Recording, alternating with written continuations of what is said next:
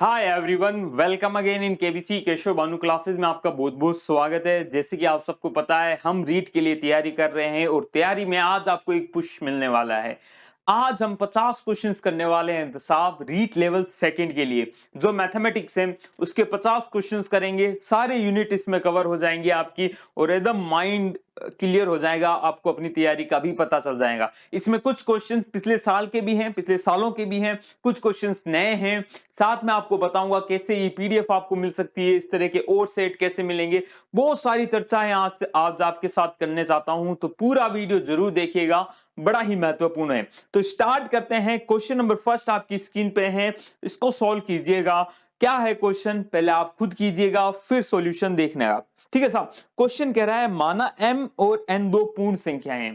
पूर्ण संख्या है मतलब इसका मतलब है ए जीरो से स्टार्ट हो सकती है, अनंत तक जा सकती है, परंतु 2.2 5.3 पॉइंट्स वाली नहीं हो सकती, एकदम पूर्ण होगी, या 5 7 9 इस तरह। ठीक है। अब कहा क्या कहा है, यदि m की पावर n 121 है तो n की पावर m का मान क्या होगा। अब देखो आपके सामने क्वेश्चन से फटाफट बना दे सकते हो आप आराम से। एक सेकेंड साहब, है ना। चलो, आपको जो कहा गया है वो मैं आपसे पहले डिस्कस कर लेता हूं। आपको ये कहा गया है साहब n की पावर m, यानी m की पावर जो n है वो 121 है। 121 देखते ही मुझे समझ में आता है ये तो 11 की पावर 2 है। कुछ और भी हो सकता है, डेफिनेटली हो सकता है, पॉइंट में होगा, जैसे किसी 7.3 की पावर कुछ हो सकता है ना। परंतु पॉइंट वाली संख्या है तो m और n हो ही नहीं सकती। तो डायरेक्ट डायरेक्ट m की वैल्यू हमें पता चल गई, क्या है साहब, m की जो वैल्यू है वो है 11 और n की जो वैल्यू है वो है 2। अब आपसे जो क्वेश्चन पूछा गया है सेकंड्स में बना लो, क्या भाई n की पावर m यानी 2 की पावर 11, यही इसका आंसर होगा। अब ऑप्शंस आपको दिए नहीं गए हैं, ऑप्शन में अगर इस तरह का दिया गया हो कि भाई साहब इसकी वैल्यू निकालनी हो तो आप वैल्यू भी निकाल सकते हैं। यदि वैल्यू का नहीं कहा गया है तो आप आराम से बना सकते हैं। आई होप समझ में आ गया होगा। चलें अगले क्वेश्चन की तरफ। अगला क्वेश्चन भी आपकी स्क्रीन पे है। ये देखो, पहली वाली यूनिट है घातांक वाली यूनिट, इससे क्वेश्चन आता है डेफिनेटली और आराम से आप बना ले जाएंगे इसको। ठीक है साहब। चलो साहब, क्वेश्चन क्या कह रहा है, सेकंड सेकंड क्वेश्चन कह रहा है, आप कीजिएगा 3 की पावर 10 है, 27 की पावर 2 है और फिर आपको आंसर्स निकालने हैं। देखते हैं कौन कौन बना पाता है, फटाफट बताइएगा आंसर इसका। चलो, और हर क्वेश्चन से पहले खुद सॉल्व करो फिर आगे सॉल्यूशन देखो, तभी मजा आएगा, नहीं तो मतलब ही नहीं है। देखो क्या कह रहा है, 3 की पावर 10 है गुना 27 की पावर 2 है बराबर 9 की पावर 2 है गुना 3 की पावर n है। आपको 3 की पावर में सब कुछ लेके आना है। क्यों साहब, क्योंकि n किस पे है, 3 की पावर पे है, तो सबको 3 की पावर में लेके आओ। तो मैं कहता हूं यार 10, ये तो 3 की पावर 10 है ही, चलो ठीक है साहब, इसको यही रहने दो।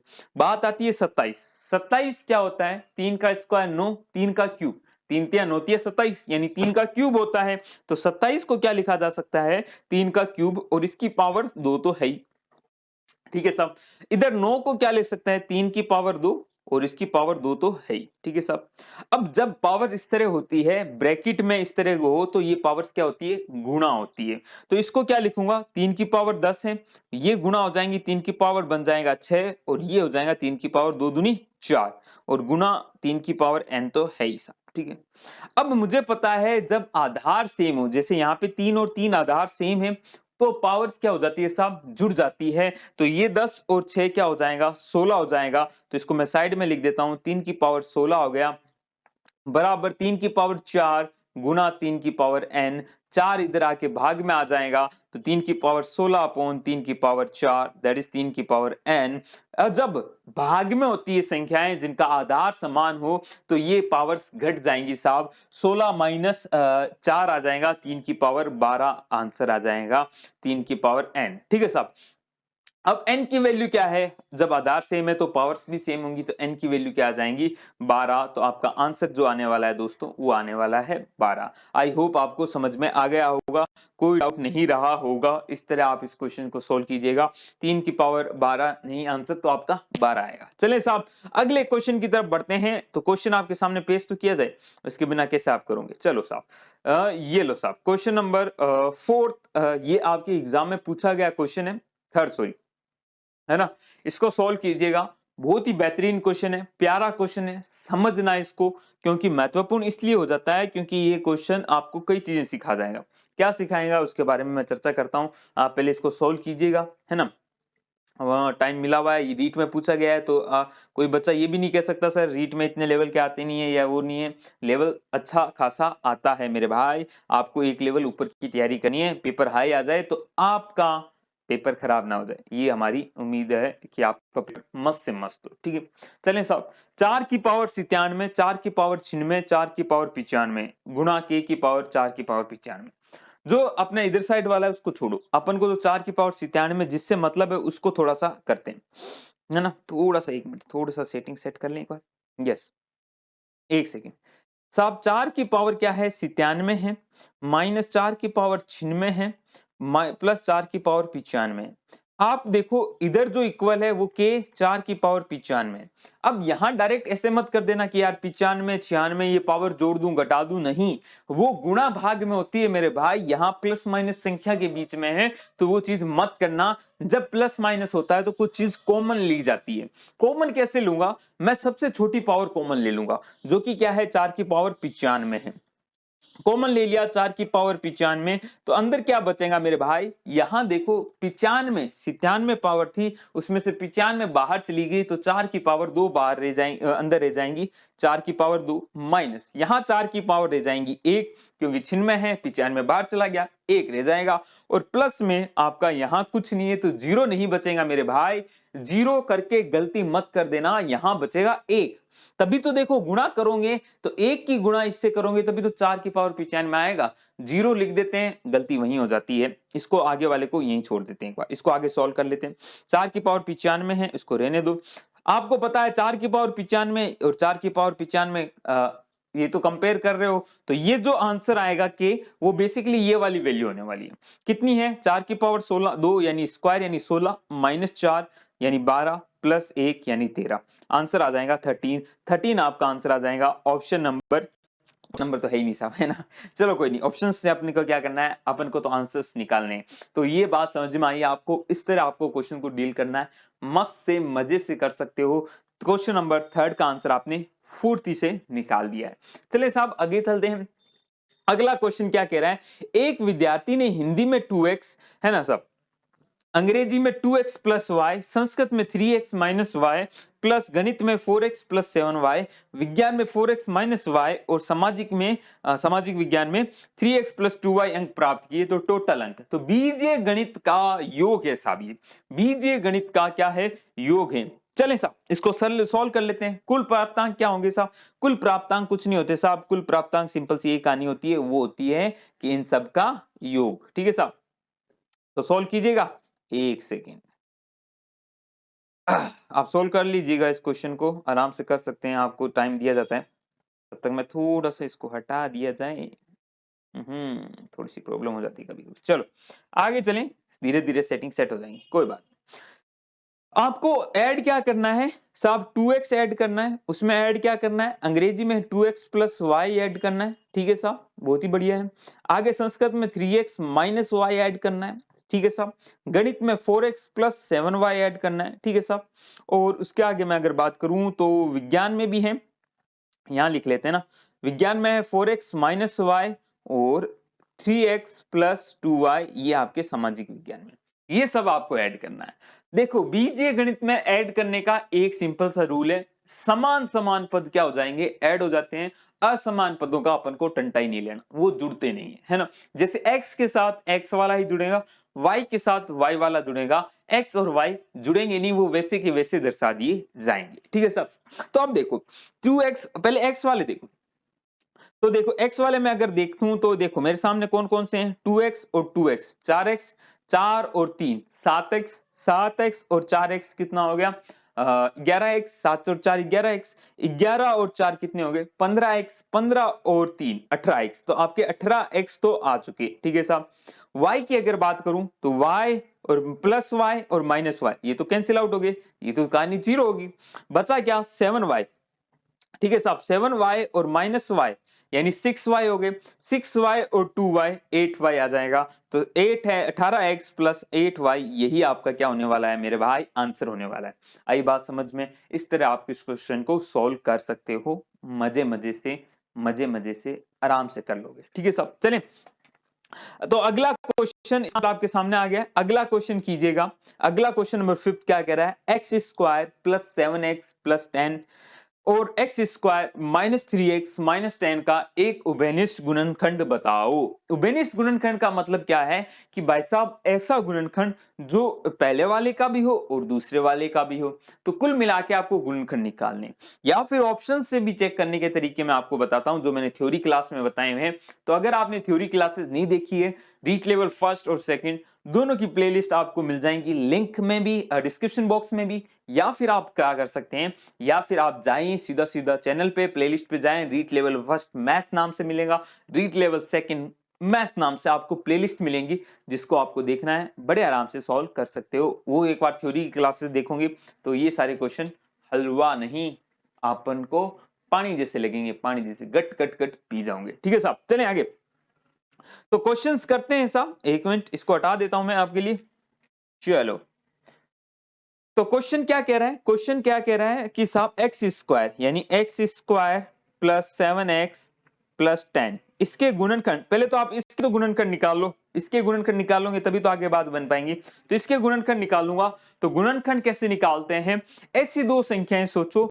तो अब 10 को कैसे तोड़ें कि ऐसी दो संख्या में तोड़ना है बेसिकली कि जिनका योग तो क्या आए 7 आए, और दो ऐसी संख्या, बेसिकली दो ऐसी संख्या ढूंढनी है जिनका योग तो आपका 7 आना चाहिए। 7 क्यों साहब, क्योंकि देखो ये संख्या 7 है ना, तो योग तो 7 आए और गुणा करने पर 10 आना चाहिए। तो हमें सिंपल सा पता चलता है 5 और 2 है ना, 5 दूनी 10 होता है और 5 और 2 7 होता है। तो तोड़ दीजिए इसको फटाफट, है ना। एक second, x square plus 5x plus 2x plus 10, ठीक है साहब। अब कुछ कॉमन ले सकते हो, यहाँ साहब x, यहाँ x प्लस 5 रह जाएगा, यहाँ 2 कॉमन ले लीजिए, यहाँ x प्लस 5 रह गया, दोनों में x प्लस 5 कॉमन आ रहा है, बचा क्या साहब x प्लस 2। तो ये इसके गुणनखंड हो गए, ये तो पहला गुणनखंड हुआ है। दूसरा क्या है साहब, दूसरा आपका है x square minus 3x, x square minus 3x minus 10। अब गुणा करने पे -10 आना चाहिए, और दो संख्याएं जब जोड़ूंगा तो -3 आना चाहिए। तो संख्याएं वापस आपके माइंड में क्या आती है, सोचें आप, है ना, कि भाई साहब 3 तो -3 जुड़ने पे आना चाहिए और घटाने पे सॉरी गुणा करने पे -10। तो मुझे पता चलता है -5 और -2, -5 और -2 ऐसी दो संख्याएं हैं जिनको अगर मैं सॉरी -5 और +2, क्यों साहब, -5 और +2 करोगे तो -3 आएगा और गुणा करोगे तो -10 आएगा। तो लिख दो इसको भी, x square minus 5x plus 2x minus 10, ठीक है साहब। यहाँ x कॉमन ले लो, x माइनस 5 आ गया, यहाँ प्लस 2 कॉमन ले लो, x माइनस 5 आ गया, दोनों में x माइनस 5 कॉमन आ रहा है, बचा क्या x प्लस 2। देखो दोनों में कौन सा गुणनखंड उभयनिष्ठ है, वो है x प्लस 2 वाला गुणनखंड क्या है, उभयनिष्ठ है। तो x plus 2 will be the right answer of this question. ठीक है साहब, आई बात समझ में। तो इस तरह आपको सोल्व करना है, x प्लस 2 इसका आंसर आ जाएगा। चलें अगला क्वेश्चन नंबर 6 देखते हैं फटाफट। यदि x cube plus a x square plus b x plus 16 का एक गुणनखंड x माइनस 2 है, तो और b इजिकल टू 4 है, तब a प्लस बी का मान बताओ। बहुत ही प्यारा क्वेश्चन है, इससे ये आपका आइडिया लग जाएगा कि आपको क्या पता है, गुणनखंड के बारे में सब कुछ पता है या नहीं है। क्या होता है गुणनखंड, है ना। तो गुणनखंड दोस्तों कुछ नहीं होता, गुणनखंड सिंपल सी ये चीज होती है कि भाई साहब x, जैसे मैं कहता हूं कि यार x प्लस 2, एक सेकेंड, x प्लस 2 एक गुणनखंड है, तो x प्लस 2 को अगर इक्वल टू 0 रखूंगा तो x की वैल्यू क्या आएगी -2, तो -2 पे जो दिया गया फंक्शन है उसका मान होगा 0। यही तो मतलब होता है, यही मतलब होता है गुणनखंड का। गुणनखंड का मतलब क्या होता है कि उसका पूरा पूरा उसमें भाग चला जाएगा, मतलब उससे जो भाग दूंगा तो शेषफल 0 बचेगा, और शेषफल निकालने का तरीका क्या होता है, जो भी गुणनखंड है उसको 0 के इक्वल रखो और वहां से x की वैल्यू निकाल के, y की जो भी है उसकी वैल्यू निकाल के, वेरिएबल की वैल्यू निकाल के फंक्शन में रख दो, आपका आंसर 0 आना चाहिए। फिलहाल जो यहां पे कहा गया है कि x cube plus a x square plus b x plus 16 का एक गुणनखंड x माइनस 2 है। चलो साहब, तो एक गुणनखंड x माइनस 2 अगर है तो मैं एक चीज ये तो कह सकता हूं साहब, क्या कह सकता हूं कि यदि x माइनस 2 को मैं इक्वल टू 0 रखूं, है ना, क्या है गुणनखंड x माइनस 2 इक्वल टू 0 रखा, एक सेकेंड, तो यहां से x की वैल्यू क्या आ गई, 2 आ गई, ठीक है सर। मतलब x इज इक्वल टू 2 रखूंगा मैं इस फंक्शन के अंदर, तो मेरा मान क्या आना चाहिए, शून्य आना चाहिए। ठीक है साहब, रखो। आपका जो फंक्शन है क्या है, एक्स क्यूब है प्लस ए एक्स स्क्वायर है प्लस बी एक्स है प्लस 16 है। ठीक है साहब, 2 रखूंगा तो 2 का क्यूब कितना होता है, 2 दूनी 4 दूनी 8 प्लस 2 का स्क्वायर कितना होता है, 4a, 2 यानी 2b plus 16 is equal to 0 आएगा, है ना, इक्वल टू 0 आएगा। तो 8 और 16 24 हो गया, तो 4a प्लस 24 2b बराबर माइनस 24 आ गया। यहां दिख रहा है मुझे 2 कॉमन आ रहा है, तो 2 कॉमन ले लूंगा, 2a प्लस बी, ये 2 इधर में भाग में चला जाएगा, तो ये क्या हो जाएगा, 24 में 2 का भाग जाएगा, मतलब 12 आ जाएगा। यहां तक आप समझ पा रहे हैं या नहीं आ रहे, आई होप ना समझ पाए होंगे, सिंपल सी चीज थी, कोई बड़ी बात नहीं है। क्वेश्चन थोड़ा सा पूरा शो दिख नहीं रहा क्या आपको, चलो एक सेकंड में थोड़ा सा क्वेश्चन और दिखा देता हूँ आपको। ये लीजिए साहब, ठीक है साहब, अब आपको क्वेश्चन भी शो हो रहा होगा, अब अच्छे से देख लीजिएगा। अब साथ में एक कंडीशन और दी हुई है, यहां से ए और बी का मान आप नहीं निकाल सकते क्योंकि कंडीशन दी हुई है, ए प्लस बी भी नहीं निकाल सकते। आपको कंडीशन दी गई है कि b plus B equal to 4a। ठीक है साहब, अब b का मान क्या है, एक तो इक्वेशन यहां से आई गई है, एक है b का मान है वो 4a के बराबर है। ठीक है साहब, तो b की जगह यहाँ पे 4a रख दूं और मैं a की वैल्यू निकाल सकता हूँ, यस साहब, 2a प्लस 4a, b की जगह मैंने 4a रख लिया क्योंकि दिया हुआ है, गिवन है, तो कितना हो गया -12, तो ये तो माइनस प्लस 6 आया बराबर -12, तो ए की वैल्यू यहां से क्या आ गई, -2, 6 दूनी 12 होता है, -2 आ गया। ठीक है साहब, ए की वैल्यू अगर -2 है तो बी की वैल्यू क्या हो जाएंगी, 4a से -8 हो जाएंगी। अब हमसे तो इन दोनों का योग पूछा है, दोनों को सम करूंगा तो क्वेश्चन नंबर 6 का जो दोस्तों राइट आंसर आ जाएगा वो आ जाएगा -10, इन दोनों को ऐड करूंगा तो -10 आंसर आ जाएगा। तो इस तरह का ये क्वेश्चन था, सिंपलेस्ट क्वेश्चन था, कोई बड़ी वाली बात नहीं थी, आराम से आप कर सकते थे। आई होप आपने समझ गए होंगे, क्वेश्चन नंबर 6 आपने अच्छे से कर लिया होगा। चले साहब क्वेश्चन नंबर 7 की तरफ बढ़े। यदि 2x minus 3y is equal to 79, x plus 6y is equal to 47 हो तो x माइनस y का मान क्या होगा। इस तरह के क्वेश्चन 101% पूछे जाते हैं, हर कोई भी रीट पिछली उठा लो, इस तरह का क्वेश्चन समीकरण का आपको जरूर मिलेगा। एक क्वेश्चन 100% मिलने वाला है, तो इसको आराम से सोल्व भी आप बड़े आराम से कर सकते हो, कोई वो बड़ी बात नहीं होती साहब, है ना। चलो साहब, सॉल्व कर लिया होगा अभी तक, तो बच्चों ने आंसर भी निकाल लिया होगा, फिर भी मैं बता देता हूं आपको क्या कह रहा है। आपको 2x minus 3y is equal to 79, x plus 6y that is 47। अब इस तरह के क्वेश्चन सॉल्व करने का सबसे बेस्ट तरीका क्या है, किसी भी एक वेरिएबल का, यहाँ पे दो वेरिएबल है x और y, किसी भी एक वेरिएबल का गुणांक समान करो और फिर उसको उसमें से घटा के या जोड़ के उसको हटा देना है। तो यहां देख रहा हूं ऊपर जो है वहां गुणांक x का क्या है साहब, 2 है, और नीचे अगर मैं देखूं तो x का गुणांक 1 है। क्या बराबर किया जा सकता है, हाँ साहब बराबर किया जा सकता है। अगर मैं नीचे वाले को 2 से गुणा कर दूं तो 2 से गुणा कर दूं, या फिर इसका उल्टा भी सोच सकता हूं कि ऊपर वाले को 2 से गुणा कर दूं तो 6, नीचे y का गुणांक 6 है, ऊपर भी 6 बन जाएगा, है ना। फिर भी हो सकता है, जैसे आपकी मर्जी है वैसे करें, आंसर सेम आता है। 2x प्लस 6 दूनी 12y that is equal to 47 को 2 से करूंगा तो आ जाएगा 94। ठीक है साहब, 94 आ गया।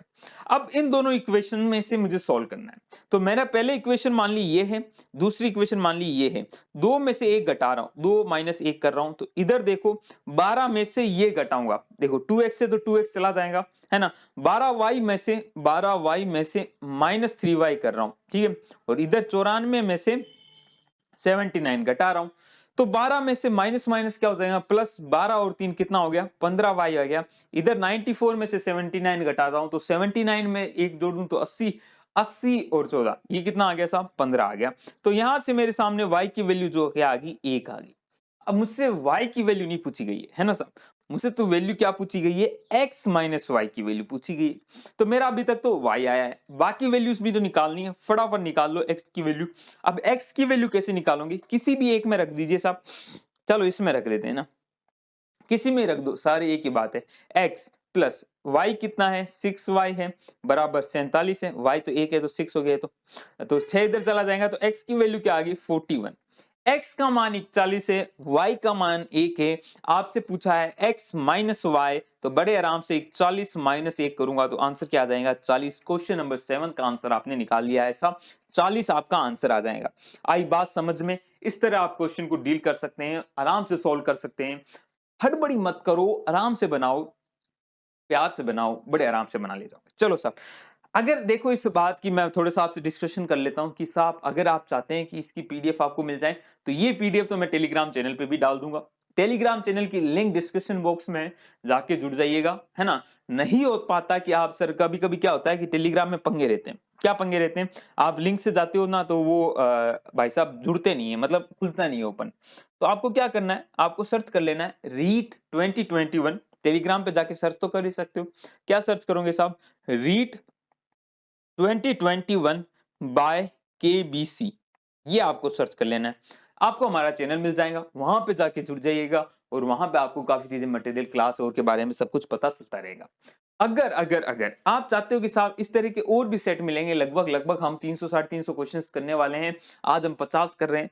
इस तरह की सारी पीडीएफ अगर आप चाहते हो, विद आपको क्या मिलेगा साहब? नोट्स मिलने वाले। नोट्स बोले तो हर यूनिट के, है ना? रीट लेवल फर्स्ट और सेकंड दोनों की अलग-अलग इंडिविजुअल आप लेना चाहे तो ले सकते हैं। अगर मैं फर्स्ट की बात करूं तो मैथ्स और ईवीएस इसके नोट्स मिलेंगे और इसके साथ इनके प्रैक्टिस मिलेंगे, प्रैक्टिस सेट मिलेंगे आपको और इसकी फीस मात्र 50 रुपीज है। मात्र 50 रुपीज है दोस्तों। नॉमिनल चार्जेस रखे गए हैं आपके लिए और बहुत ही प्यारे हैं। आप नोट्स देखेंगे, कलरफुल हैंड रिटन नोट्स हैं, बहुत प्यारे नोट्स हैं। एक आधा आपको पीडीएफ वहां पे भी मिल जाएंगी टेलीग्राम पे, वहां जाके आप डेमो देख सकते हैं।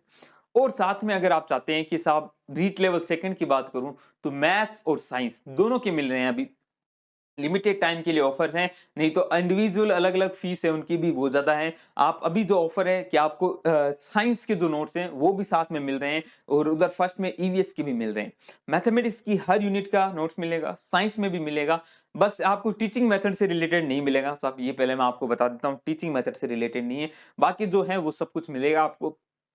साथ में अगर मैं बात करूं तो वहां पे भी इसी तरह के प्रैक्टिस सेट मिलने वाले हैं और भी बहुत कुछ अवेलेबल कराएंगे और वो सब आपको मिलेगा सब व्हाट्सएप पे। एक बार आपने निकाल लिए तो आप उसको पीडीएफ निकाल सकते हो, प्रिंट निकाल सकते हो, जो चाहे। कोई ऐप का पंगा नहीं है। आप जाके वहां से आराम से जब चाहे बिना इंटरनेट के भी एक्सेस कर सकते हैं।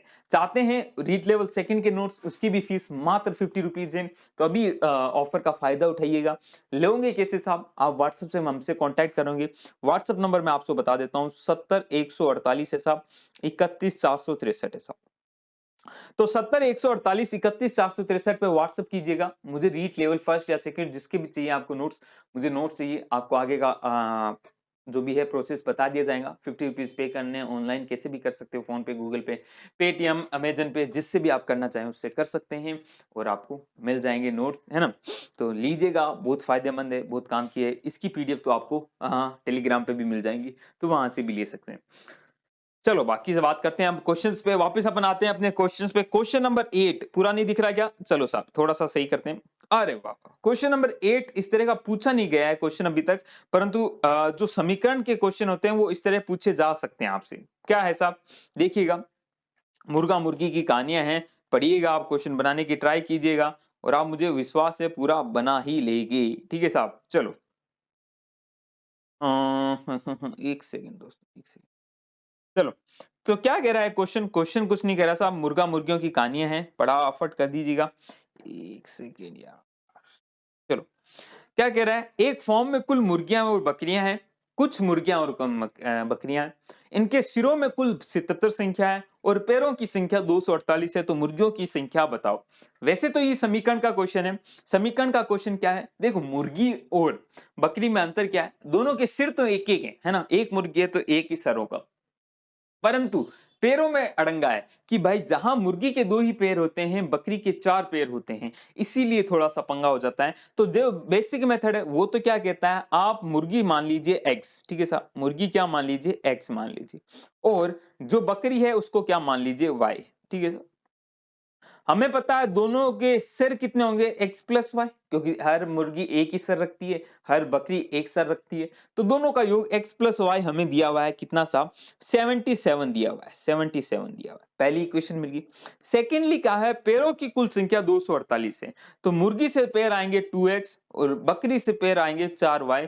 वो कितना है? 248 है। ठीक है साहब? ये आपके सामने कहानी होगी। ये आपको समझ में आ गया। अब इसको सोल्व कीजिएगा, है ना? और आप आंसर निकाल लीजिएगा। या फिर थोड़ा-सा माइंड लगाएँ कि यार जो 77 है, और 248 है। मैं मान लेता हूं कि साहब मुर्गियां और बकरी के एक बार मान लेता हूं पेड़ कितने हैं, दो दो हैं, है ना। तो पेड़ दो दो है, मैं मान रहा हूं, है ना। एक बार मैं मान रहा हूं जो बकरी है उसके पेड़ कितने हैं, दो हैं, चार पेड़ नहीं है।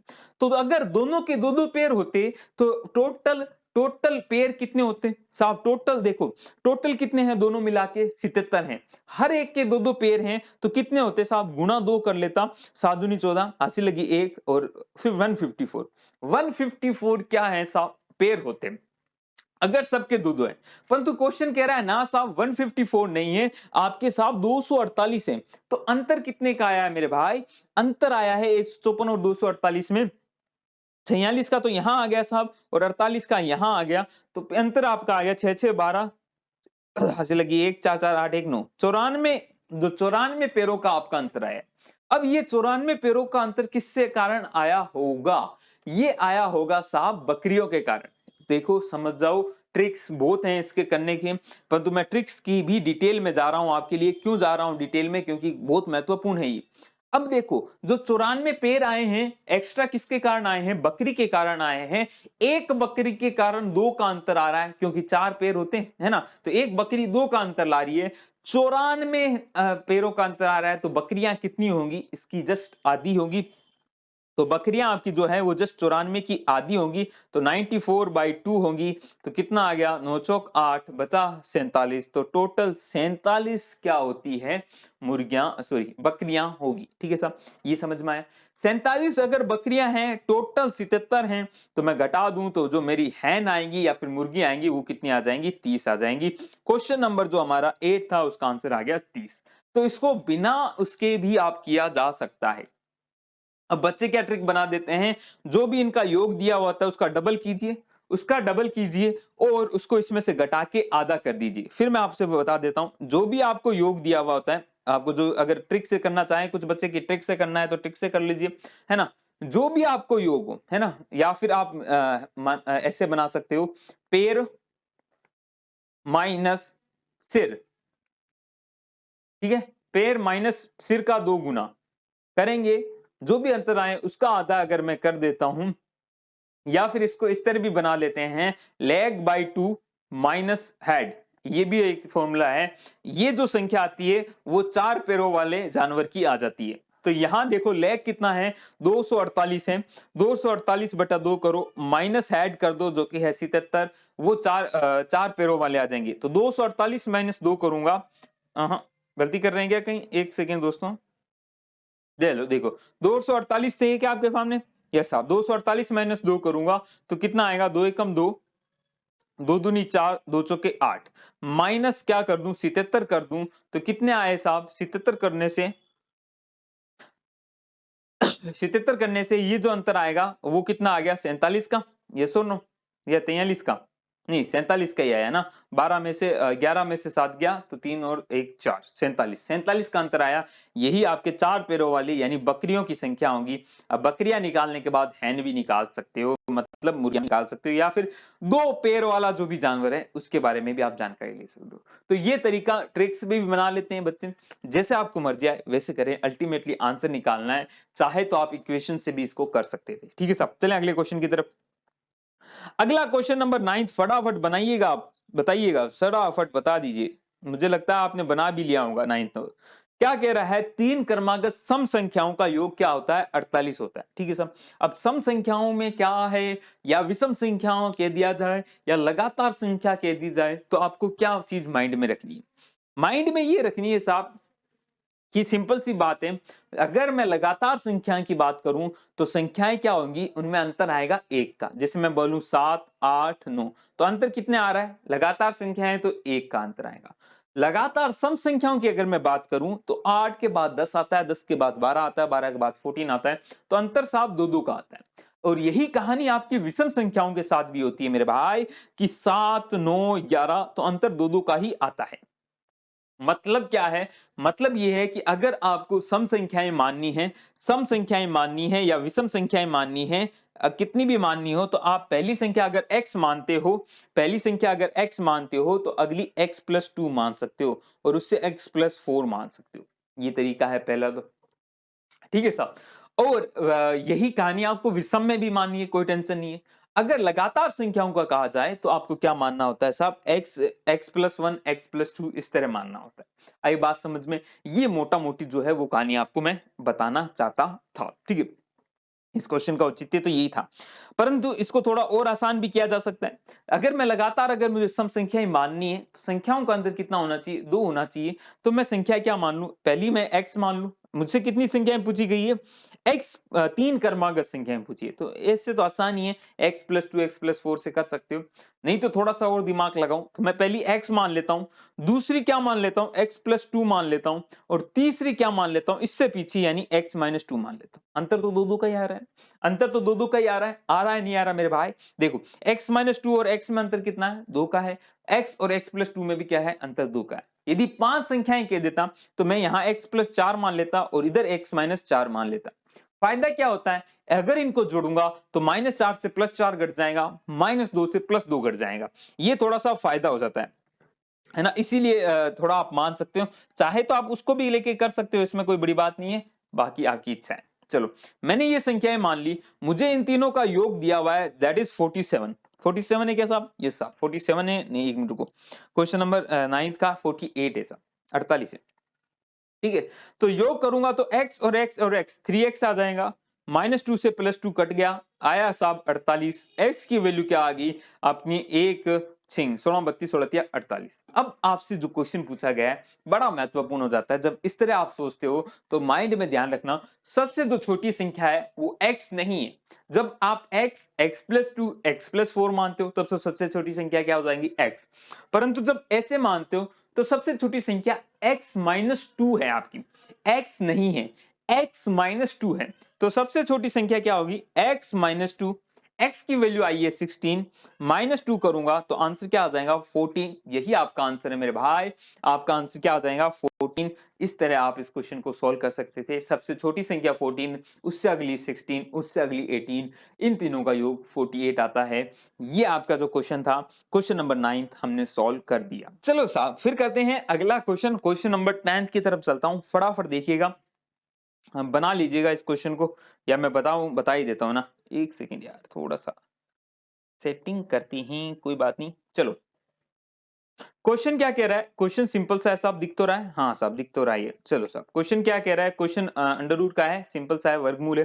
क्या है वर्गमूल, किसका वर्गमूल निकालना है आपको, वर्गमूल निकालना है √16, √8, √4। ठीक है साहब, फटाफट लेफ्ट साइड से स्टार्ट कर दिया करो, यहां से स्टार्ट कर दिया करो, पीछे से मत स्टार्ट किया करो, इस तरफ से स्टार्ट किया करो, ठीक है। √4 की वैल्यू आपको पता है क्या होती है साहब, √4 की वैल्यू होती है 2, तो ये अंडर रूट क्या हो गया, 8 गुना 2 हो गया, 16 हो गया, √16 तो पढ़ाई है। 8 दूनी 16 हो गया, 16 का अंडर रूट क्या होता है हमें पता है, 4 होता है, तो ये आ गया 16 गुना 4 का अंडर रूट, 16 चौक 64 होता है, अंडर रूट 64 का मान क्या आ जाएगा, 8। यही आपका आंसर है क्वेश्चन नंबर 10 का, क्वेश्चन नंबर 10 का आंसर हो जाएगा 8। आई होप समझ गए होंगे, सिंपल सा क्वेश्चन था, कोई बड़ी वाली बात ही नहीं थी। चलो सर, क्वेश्चन नंबर 11 की तरफ बता दो, 11 का भी आंसर आप निकाल सकते हैं, फटाफट कर दीजिएगा। आई होप आपने सोल्व भी कर लिया होगा, है ना। बताइए बताइए बताइए, इस तरह के क्वेश्चन हमने किए हैं साहब थ्योरी की क्लास में, अगर नहीं देखिए तो जाके जरूर देखिएगा, बड़े काम की चीज है ना। चलो आगे बात करूं, क्या है क्वेश्चन, क्वेश्चन सर एक सेकंड, 14 + 6√5, 14 है क्या, ये सर 14 + 6√5, ओके रुको, 14 + 6√5, इसका आपको आंसर देना है। चलो साहब कैसे करेंगे, इस तरह के क्वेश्चंस करने में हमेशा ध्यान रखिएगा, आपकी जो इक्वेशन लगती है या सर्वसमीका जिसे कहते हैं, इक्वेशन नहीं, आइडेंटिटी जो लगती है वो लगती है a+b या a-b का होल स्क्वायर। अगर यहाँ पे प्लस है तो प्लस की तरफ माइंड जाना चाहिए, अगर माइनस है तो माइनस की तरफ जाना चाहिए। यहाँ प्लस दिख रहा है, प्लस की तरफ माइंड जाएगा मेरा। आइडेंटिटी होती है a² + b² + 2ab। तो जनरली क्या होता है, जनरली जो ये 2ab वाला पार्ट है वो आपका क्या अंडर रूट वाला पार्ट होता है, ये वाला। तो 2ab को मैं अगर 6√5 के बराबर रखूं तो 2 से तो ये कट जाता है, a और b की गुणा क्या आनी चाहिए, 3√5 आनी चाहिए। तो 90% केस में जो a होता है वो यही हो जाता है और b जो होता है वो यही हो जाता है, ठीक है सब। ए है वो यही हो जाता है, बी यही हो जाता है। चेक कैसे करें कि ये हमने जो सोचा वो सही है गलत है, उसके लिए सिंपल सा काम करें, ए का स्क्वायर प्लस बी का स्क्वायर करें, क्योंकि इक्वेशन में ये भी तो है a² + b², जो अगर आ जाए 14 से तो जो आपने सोचा है वो सही है, नहीं तो थोड़ा और सोचिए, कुछ और भी हो सकता है। तो ए स्क्वायर यानी 3 का स्क्वायर 9, 5 रूट 5 का स्क्वायर 5, ऐड करने पे आता है 14, मतलब जो आपने सोचा है वो सही है। तो ये बेसिकली जो कहानी है वो कुछ नहीं है साहब, 3 प्लस रूट 5 का होल स्क्वायर है। ये 3 प्लस रूट 5 का होल स्क्वायर है। 3 प्लस रूट 5 का होल स्क्वायर है। क्वेश्चन में इसका वर्गमूल पूछा है, तब मैं इसका वर्गमूल लगाऊंगा तो स्क्वायर से वर्गमूल हट जाएगा, आंसर आ जाएगा 3 प्लस रूट 5। यही आपका आंसर है। आई होप इस क्वेश्चन को आपने बड़े अच्छे से समझा होगा। आराम से आप इस क्वेश्चन को बना ले गए होंगे। प्यारा सा क्वेश्चन है, न्यारा सा क्वेश्चन है, मजे से कर सकते थे। ठीक है साहब, चले आगे अगले क्वेश्चन की तरफ। चलो थोड़ा सा पैटर्न नीचे कर लेते हैं ना, चीजें थोड़ी सी नीचे कर लेंगे तो फायदा हो जाता है। चलो साहब, क्वेश्चन नंबर जो 12 है, या सॉरी हाँ 11 के बाद 12 है, बहुत ही बढ़िया क्वेश्चन है और रीट में आने लायक क्वेश्चन है, प्यारा क्वेश्चन है। क्यों है ये प्यारा, उसका भी कारण मैं आपको बताता हूँ। क्योंकि ये एक छोटी सी चीज है ना, ये छोटी सी चीज है। अगर आप निकालने लगे इसका वर्गमूल तो जन्मों जन्मांतर निकालते रहना, कोई बड़ी बात नहीं है। परंतु अगर आपको एक छोटी सी चीज पता हो, क्या है वो छोटी सी चीज, वो छोटी सी चीज है, छोटी सी चीज क्या है, अरे भाई चल ले बाबू। आपको पता है 11 का जो स्क्वायर होता है वो क्या होता है, 121 होता है, 121 है ना। 11 के बाद में 11 नहीं 111 का स्क्वायर निकालूंगा तो आपको पता है क्या आएगा, 1 2 3 फिर 2 1, और 1 2 3 4 का स्क्वायर, 4 बार 1 लिखूंगा, इसका स्क्वायर जो आएगा वो क्या आएगा, 1 2 3 4 फिर 3 2 1। मतलब क्या होता है, जब इस तरह की संख्या होती है 1 1 1, तो क्या होता है, तो ये होता है सिंपल सी। अगर ये देखो 4 बार 1 है तो इसका जो स्क्वायर आएगा वो आएगा 4, लिखो यहां से 1 2 3 4, 4 लिख दिया। पहली बार गिनती स्टार्ट कर दी, 4 तक क्यों रुक गए, क्योंकि 4 1 है ना। फिर इसका उल्टा चल लो साहब, उल्टा मतलब 4 से नीचे चलने लग जाओ, 4 को 2 बार मत लिख देना है ना। फिर आ जाता है 3 2 1। ठीक है साहब, ये कहानी होती है बेसिकली जो आपको ध्यान में रखनी है मोटा मोटी, वो ये है। अब इसमें क्या करना है, अब आपको इसमें ध्यान रखना है, आपको जो क्वेश्चन दिया है वो कुछ इसी तरह का है। क्वेश्चन क्या कह रहा है, क्वेश्चन देखो अच्छे से पढ़ोगे तो 1 2 3 4 5 6 7 यहां तक तो है, फिर वापस 6 5 4 3 2 1। तो ये कहीं ना कहीं इसी का ही तो है। ये तो साहब 1 1 1 को 7 बार लिखो, 1 2 3 4 5 6 7, इसी का क्या है, स्क्वायर है। आपसे इसका वर्गमूल पूछा है तो इसका वर्गमूल क्या आएगा, ये संख्या आ जाएंगी, है ना, ये संख्या आ जाएंगी। तो ये इस चीज में थोड़ा सा ट्रिकी चीज थी जो आपको पता होनी चाहिए, पूछी गई है विभिन्न टेट एग्जाम में पूछी गई है। तो इसमें भी जो राजस्थान का टेट है, रीट है, उसमें भी पूछी जा सकती है, कोई बड़ी बात नहीं है। तो कैसी लगी ये ट्रिक, आपको पसंद आई, अच्छी लगी तो लाइक कर देना, नए हो तो सब्सक्राइब करके बेल आइकन हिट कर लेना। इसी तरह अगर रीड की तैयारी कर रहे हो तो आपसे नम्र निवेदन है, प्लीज अपने दोस्तों के साथ जरूर शेयर कीजिएगा। प्लीज प्लीज प्लीज, नए हो तो प्लीज सब्सक्राइब कर लो यार, एक सब्सक्राइब बटन करके बेल आइकन हिट कर लो, आपसे बहुत ज्यादा रिक्वेस्ट है। सब्सक्राइब कीजिए अगर वीडियो आप देख रहे हैं तो, है ना, और दोस्तों के साथ जरूर शेयर कीजिएगा। चले साहब, क्वेश्चन नंबर अगला है, वो तो आपने सॉल्व किया ही होगा मेरे हिसाब से, नहीं किया तो कोई बात नहीं, हम आपको सॉल्व करा देंगे। क्या है क्वेश्चन, 17,576 का घनमूल निकालना है यार, 17,576 का घनमूल निकालना है, 17,576 का घनमूल निकालना है। देखो कैसे निकालोगे, बड़े आराम से निकाल लोगे। घनमूल निकालना है, जब परफेक्ट नंबर होते हैं तो क्या करना होता है, पीछे से 3 का पेयर बनाओ, पीछे से 3 का पेयर बनाओ। थ्योरी में बताया हुआ है, थ्योरी क्लास देख लोगे तो मजा आ जाएंगे। लास्ट में और फिर बचा क्या, वो ये बच गया। अब लास्ट में आपकी क्या है, 6 है, तो अंतिम अंक इस 3 के पेयर से आपको अंतिम अंक मिलता है।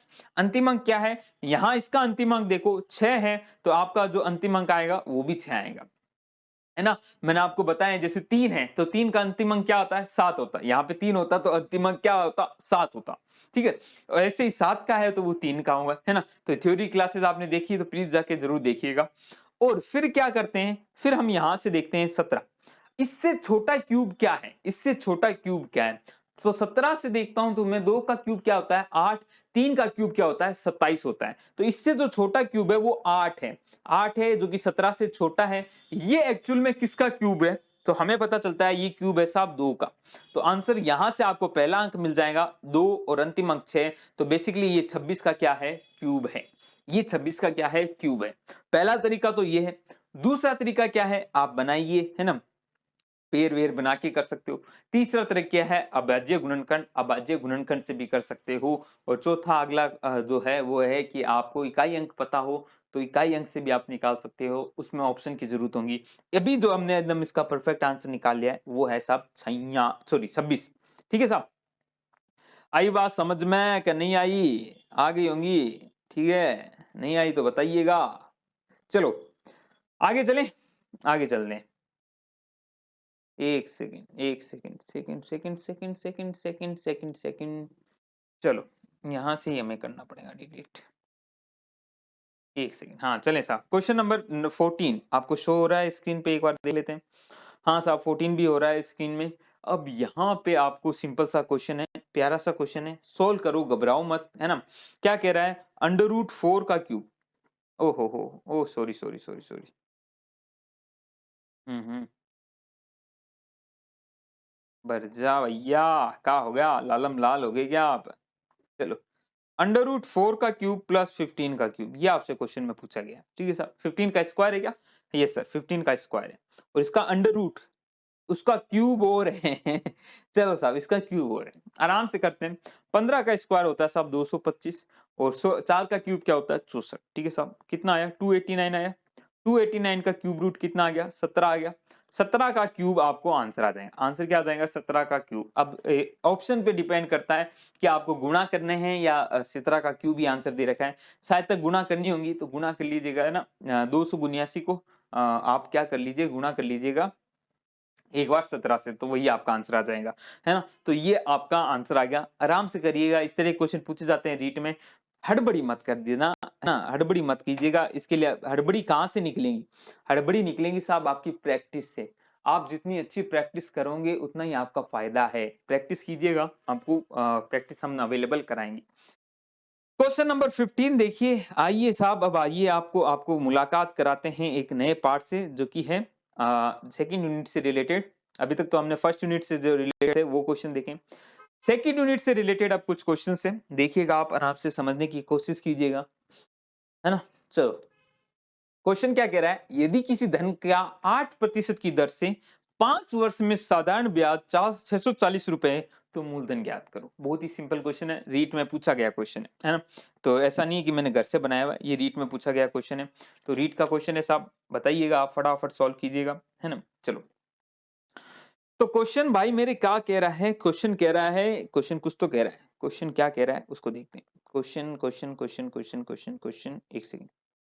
क्वेश्चन ये कह रहा है कि साहब आपकी रेट क्या है? 8% है, ठीक है साहब, और टाइम कितना है? 5 है, और ठीक है साहब, और साधारण ब्याज यानी एसआई कितना है? 640 है। तो हमें फॉर्मूला पता है, एसआई क्या हो जाता है? एसआई बेसिकली क्या होता है? PRT/100 होता है। पी हमें निकालना है, पी मूलधन होता है, रेट हमें पता है 8 है, टी हमें पता है 5 है, बटे में 100 है, और अब 640 है। तो 8 से इसको काटता हूँ, 8 8 64, 80 आ गया। 80 से इसको भी काट देता हूँ, तो 5 एकम 5, बचा कितना? 3, 16 पंजे 80, ठीक है। तो पी की जो वैल्यू आ गई वो 16 इंटू 100 करूंगा तो 1600 रुपए आपका आंसर आएगा। कितना आसान क्वेश्चन था। अब ये क्वेश्चन यदि गलत होते हैं तो आप फिर कंपटीशन से काफी पीछे चले जाते हो। तो जो क्वेश्चन आसान है, हार्ड में तो सबके लिए हार्ड है, परंतु आसान क्वेश्चन जो नहीं कर पाता है, फिर उसके लिए रामायण बड़ी हो जाती है, क्योंकि आसान काफी बच्चे कर जाते हैं, और आपका हार्ड वाला क्वेश्चन आपको आगे लेके जाएगा, है ना, कट ऑफ में आगे लेके जाएगा। परंतु अगर आप आसान वाला क्वेश्चन गलत कर देते हो तो कट ऑफ में बहुत ज्यादा पीछे चले जाते हो, क्योंकि वो लगभग लगभग काफी बच्चे सही कर लेते हैं। इसीलिए आपको ध्यान में रखना है, आसान वाला कोई क्वेश्चन गलत नहीं होना चाहिए, ठीक है साहब। करें क्वेश्चन नंबर 15 देखिएगा, क्वेश्चन नंबर 15 देखो आप। यदि किसी धन का 15 तो हमने कर लिया, 16 है ना। एक सेकंड दोस्तों, आपको 16 क्वेश्चन दिख तो रहा है ना? हाँ साहब। किसी एक क्षेत्र में एक लक्ष्य को जो भी एक ही नियम का क्वेश्चन है, एक लक्ष्य को 6 मजदूर 16 दिन में पूरा करते हैं, तो उसी लक्ष्य को, मतलब वही काम है आपका, और 4 दिन में पूरा करना है, तो कितने मजदूर की आवश्यकता होगी? अगेन मैं आपसे एक ही सिंपल रिक्वेस्ट करूंगा कि आप इस तरह के क्वेश्चन, मैंने थ्योरी में भी आपको बताए हैं किस तरह करने होते हैं, एक ही नियम के, MDH/W। ये बराबर करना होता है। क्या होता है सर एमडीएच? एमडीएच मसाला नहीं है साहब, ये एम फॉर आदमी, डी फॉर दिन, एच फॉर घंटे। अगर कुछ घंटे दिए हुए हैं तो घंटे के हिसाब से, और डब्ल्यू क्या होता है? कार्य होता है। तो एमडीएच पहले भी बराबर होना चाहिए और एमडीएच बाद में भी बराबर होना चाहिए। जो केस फर्स्ट है उसमें एम कितने हैं? एम है साहब हमारे पास 6, दिन कितने हैं? 16 है, काम हमने मान लिया डब्ल्यू है, घंटों की बात नहीं हुई तो इसको हम हटा देंगे। दूसरी बार वाले में लक्ष्य है, काम तो वही है मतलब डब्ल्यू है, एम मेन हमें निकालने हैं और दिन हमारे पास 4 में ही खत्म करना है। तो एम आपके सामने आ जाएगा, डब्ल्यू से तो डब्ल्यू कट गया, 4 से इसको भी काट दो, 4 चौक 16 सॉरी 4 चौक 16 से कट गया, 6 चौक 24, आदमी चाहिएंगे 24, 24 आदमी की आपको आवश्यकता होगी। कितनी आसानी से आपने इसका आंसर बना दिया। क्वेश्चन नंबर 16 का आंसर हो जाएगा 24। कितना आसान था, है ना? चलें साहब अगले क्वेश्चन की तरफ चलें, अगले क्वेश्चन की तरफ चलते हैं। क्वेश्चन नंबर 17 थोड़ा-सा आपके लिए दिखना तो चाहिए, नहीं तो कैसे करोगे? चलो। चलो साहब, क्वेश्चन नंबर 17 क्या कह रहा है आपको? 17 कह रहा है कितने वर्षों में 12% वार्षिक दर से 3000 रुपए का साधारण ब्याज 1080 रुपए हो जाएगा। मतलब क्या है? इस बार समय निकालना है। मूलधन दिया हुआ है, क्या साहब? 3000 रुपए, दर दी हुई है 12% और आपको सिंपल इंटरेस्ट भी दिया हुआ है, वो कितना दिया हुआ है साहब? 1080 रुपए। तो अगेन सिंपल सा क्वेश्चन है, फटाफट कर देते हैं। हमें तो फॉर्मूला पता होना चाहिए, क्या साहब? Simple interest is equal to P R T upon 100। ठीक है साहब, सिंपल इंटरेस्ट कितना है? 1080। पी हमें पता है 3000 है और आर हमें पता है 12 है, टी हमें निकालना है, बटे में 100 करूंगा, डबल जीरो से डबल जीरो कट गया, कट तो नहीं रहा, एक सेकंड, सही है साहब। ठीक है, 3 से 1 जीरो से 1 जीरो और काट देता हूँ, है ना? 3 से इसको भी काट दूँगा, 3 तिया 9, ठीक है साहब, बचा 3 छिंग 18, 18 है, 12 24 12 36, टी का मान क्या आ गया? 3 वर्ष। तो 3 सालों में ये जो कहानी है, जो आप माँग रहे हो, वो हो जाएगा आपको 3000 का 1080 रुपए ब्याज मिल जाएगा। तो 3 वर्ष आपका आंसर आ जाएगा क्वेश्चन नंबर 17 का। चलें साहब, अब बात करते हैं अगले क्वेश्चन की। फटाफट आप देखिएगा, बड़ा आनंद आने वाला है क्वेश्चन नंबर 18 में। क्या है क्वेश्चन? बहुत ही प्यारा क्वेश्चन है और क्वेश्चन आपको कराए हैं रीट लेवल सेकंड में। तो जो थ्योरी की क्लास नहीं देखते प्लीज जाके देखें यार, देखें आप। ठीक है, चलो क्वेश्चन क्या कह रहा है? कोई धन साधारण ब्याज की दर से 8 वर्ष में 2 गुना हो जाता है, तो 4 गुना होने में उसे कितना समय लगेगा? इस तरह के क्वेश्चन चक्रवृद्धि ब्याज में भी पूछे जाते हैं, इस तरह के क्वेश्चन साधारण ब्याज में भी पूछे जाते हैं। साधारण ब्याज में जो कहानी है ना, उसमें आप ये माइंड में रखें कि ब्याज है ना, ब्याज उसमें एक-एक नियम लगा सकते हैं। क्या कह रहा हूं मैं? जो ब्याज है उस पे एक-एक नियम लगा सकते हैं। ब्याज पर एक-एक नियम लगा सकते हैं। अब देखो इस क्वेश्चन को वापस मैं थोड़ा-सा बताता हूं। आपका कोई धन है साहब, 8 वर्ष में 2 गुना हो जाता है। सॉरी 8 वर्ष में 2 गुना हो जाता है। तो कोई धन था वो कितना हो गया? 2p हो गया। तो आपको जो ब्याज है वो कितना मिला? धन p से 2p हो गया। तो ब्याज आपको साहब मिला होगा, p मिला होगा। आवाज और आ रही है ना? एक बार चेक कर लेता हूँ। ठीक है साहब, आवाज और सब सही है। ठीक है साहब, p मिला होगा, 2p माइनस p, ब्याज तो p मिला होगा। ठीक है साहब, p मिला होगा। ठीक है साहब, इसको मतलब पी ब्याज को आपको पी ब्याज लेने के लिए आपको कितने साल लगते हैं? 8 वर्ष लगते हैं। तो 4 गुना यानी उसी धन को 4 गुना होने में कितना समय लगेगा? तो आपको क्या चाहिए? P से 4P चाहिए, मतलब ब्याज कितना हो जाना चाहिए? 3P। तो ब्याज पे आप एक ही नियम लगा सकते हो। P होने में 8 वर्ष लगता है, तो 3P में होने में कितना लगेगा? 8 गुना 3 8 16 8 या 24, 24 वर्ष आपको लग जाएंगे। 24 वर्ष का आपका आंसर आ जाएगा। तो ये ध्यान रखिएगा, साधारण ब्याज में आपको सिंपल सी कहानी करनी होती है। क्या करनी होती है? ब्याज पे एक नियम लगाना होता है। ठीक है सब, और यही चक्रवृद्धि ब्याज होती है तो थोड़ा सा कहानी अलग हो जाती है। क्या होती है वो मैं क्वेश्चन में ही बताऊंगा, या फिर मैंने थ्योरी पढ़ाई है वहां जाके आप देख लीजिएगा। चलो क्वेश्चन नंबर 19 देखते हैं। फटाफट 19 नंबर क्वेश्चन देखिएगा। एक धनराशि चक्रवृद्धि ब्याज द्वारा 3 वर्षों में इतनी हो जाती है तथा 4 वर्ष में इतनी हो जाती है, तो ब्याज की दर बताओ। बहुत ही प्यारा क्वेश्चन है और बहुत ही न्यारा क्वेश्चन है। ऐसा क्वेश्चन आ जाए तो गलत मत करना। जब भी 1 साल का अंतर हो, क्वेश्चन चक्रवृद्धि ब्याज का है परंतु हम बना देंगे साधारण ब्याज का। जब जब अंतर 1 वर्ष का हो, मतलब 4 से 5 साल का दे रखा हो, 4 वर्ष में इतनी हो जाती है, 5 वर्ष में इतनी हो जाती है, 6 वर्ष में इतनी हो जाती है, 7 वर्ष में इतनी हो जाती है। जब कभी भी ऐसा कुछ दिया हुआ हो ना, तो माइंड में एक चीज स्ट्राइक करनी चाहिए, जो पहला वाला है वो मेरे लिए मूलधन है और जो अंतिम वाला है मतलब जो अगले साल का है वो है मिश्रधन, और कहानी है 1 साल की साधारण ब्याज। ठीक है साहब, जैसे इस क्वेश्चन में बताता हूं मैं आपको। क्वेश्चन क्या कह रहा है साहब आपको? कहां है क्वेश्चन नंबर 19 है ना? एक सेकंड, क्वेश्चन नंबर 19 क्या कह रहा है? 3 वर्षों में कितना हो रहा है? 2400 रुपए। तो हमारे लिए 2400 रुपए मूलधन हो जाएगा और 4 वर्ष में 25-20 हो रहा है, ये मिश्रधन हो जाएगा।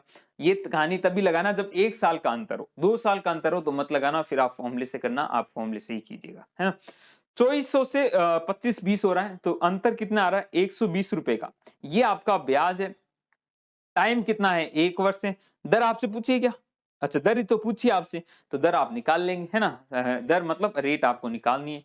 साधारण ब्याज की तरह इसको डील कीजिएगा। सिंपल इंटरेस्ट क्या होता है साहब? पीआरटी अपॉन 100, पीआरटी अपॉन 100 होता है। सिंपल ब्याज हमें पता है 120 रुपए है। मूलधन हमें क्या पहली वाली संख्या मानेंगे, 2400 हो जाएंगी। रेट हमें निकालनी है, टी हमें पता है 1 साल है, गुणा 100 कर दी। तो 0 से 2 जीरो कट गए, है ना? 12 से 10 बार कटेगा, 12 दूनी 24 होगा, 2 इधर भाग में आ जाएगा, रेट आ जाएंगी 5%। तो 5% की साफ दर होगी।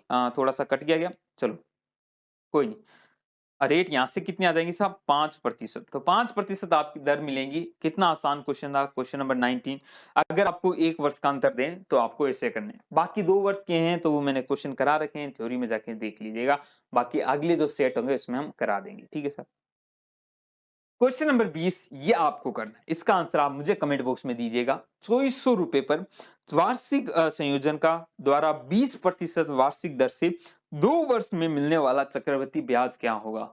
फॉर्मूले से अगर करते हो तो मत करना, मतलब कर लेना, करना तो ही यार, ऐसी कोई बात नहीं, फॉर्मूला कोई गलत नहीं होता। फॉर्मूले से नहीं, मैंने अलग भी मेथड बताए हैं, अनुपात के मेथड बताए हैं, 2:1, 3:3:1, है ना? तो वो अगर आप देखना चाहें तो जरूर थ्योरी में देखिएगा और इसका आंसर मुझे कमेंट बॉक्स में बताइएगा। क्वेश्चन नंबर 20 आपको दिया जाता है, देखते हैं आप बना पाते हैं या नहीं बना पाते हैं। चलो सर, क्वेश्चन नंबर 21 अगेन ये क्वेश्चन आपके बहुत ही प्यारा क्वेश्चन है। इस तरह का क्वेश्चन पिछली बार भी रीट में पूछा गया है और इस तरह के अगर कोई क्वेश्चन आ भी जाए ना तो फटाफट आप इसका आंसर दे सकते हो, सेकंड्स में आंसर दे सकते हो। जब कभी भी दो कंडीशन बनती है, मैंने दोनों ही आपको पढ़ा रखी है। दो पंखे हैं, राजू ने दो पंखे प्रत्येक को 990 रुपए में बेचा है। मतलब क्या है? विक्रय मूल्य समान हो रहा है। विक्रय मूल्य मतलब 990 में इसको भी बेचा है, 990 में इसको भी बेचा है। एक पंखे को बेचने पर 10% का लाभ होता है, दूसरे पंखे को बेचने पर 20% का क्या होता है, सॉरी 10% की हानि होती है। तो पूरे सौदे में लाभ या हानि बताओ। ठीक है साहब, क्वेश्चन दिख तो रहा है ना? हाँ ठीक है। तो पूरे सौदे में जो लाभ हानि है आराम से कर लो यार, है ना? क्या प्रॉब्लम है इसमें? क्यों प्रॉब्लम है? किस लिए प्रॉब्लम है? क्योंकि जब इस तरह का क्वेश्चन आए ना तो आपको ध्यान में रखना है, इस तरह के सौदे में हमेशा होती है हानि, हमेशा होती है हानि। और हानि भी कितनी होती है मेरे भाई? ए स्क्वायर अपॉन 100 की होती है, ए स्क्वायर अपॉन 100 की होती है। परंतु परंतु मेरे भाई ये तभी होती है जब विक्रय मूल्य समान हो।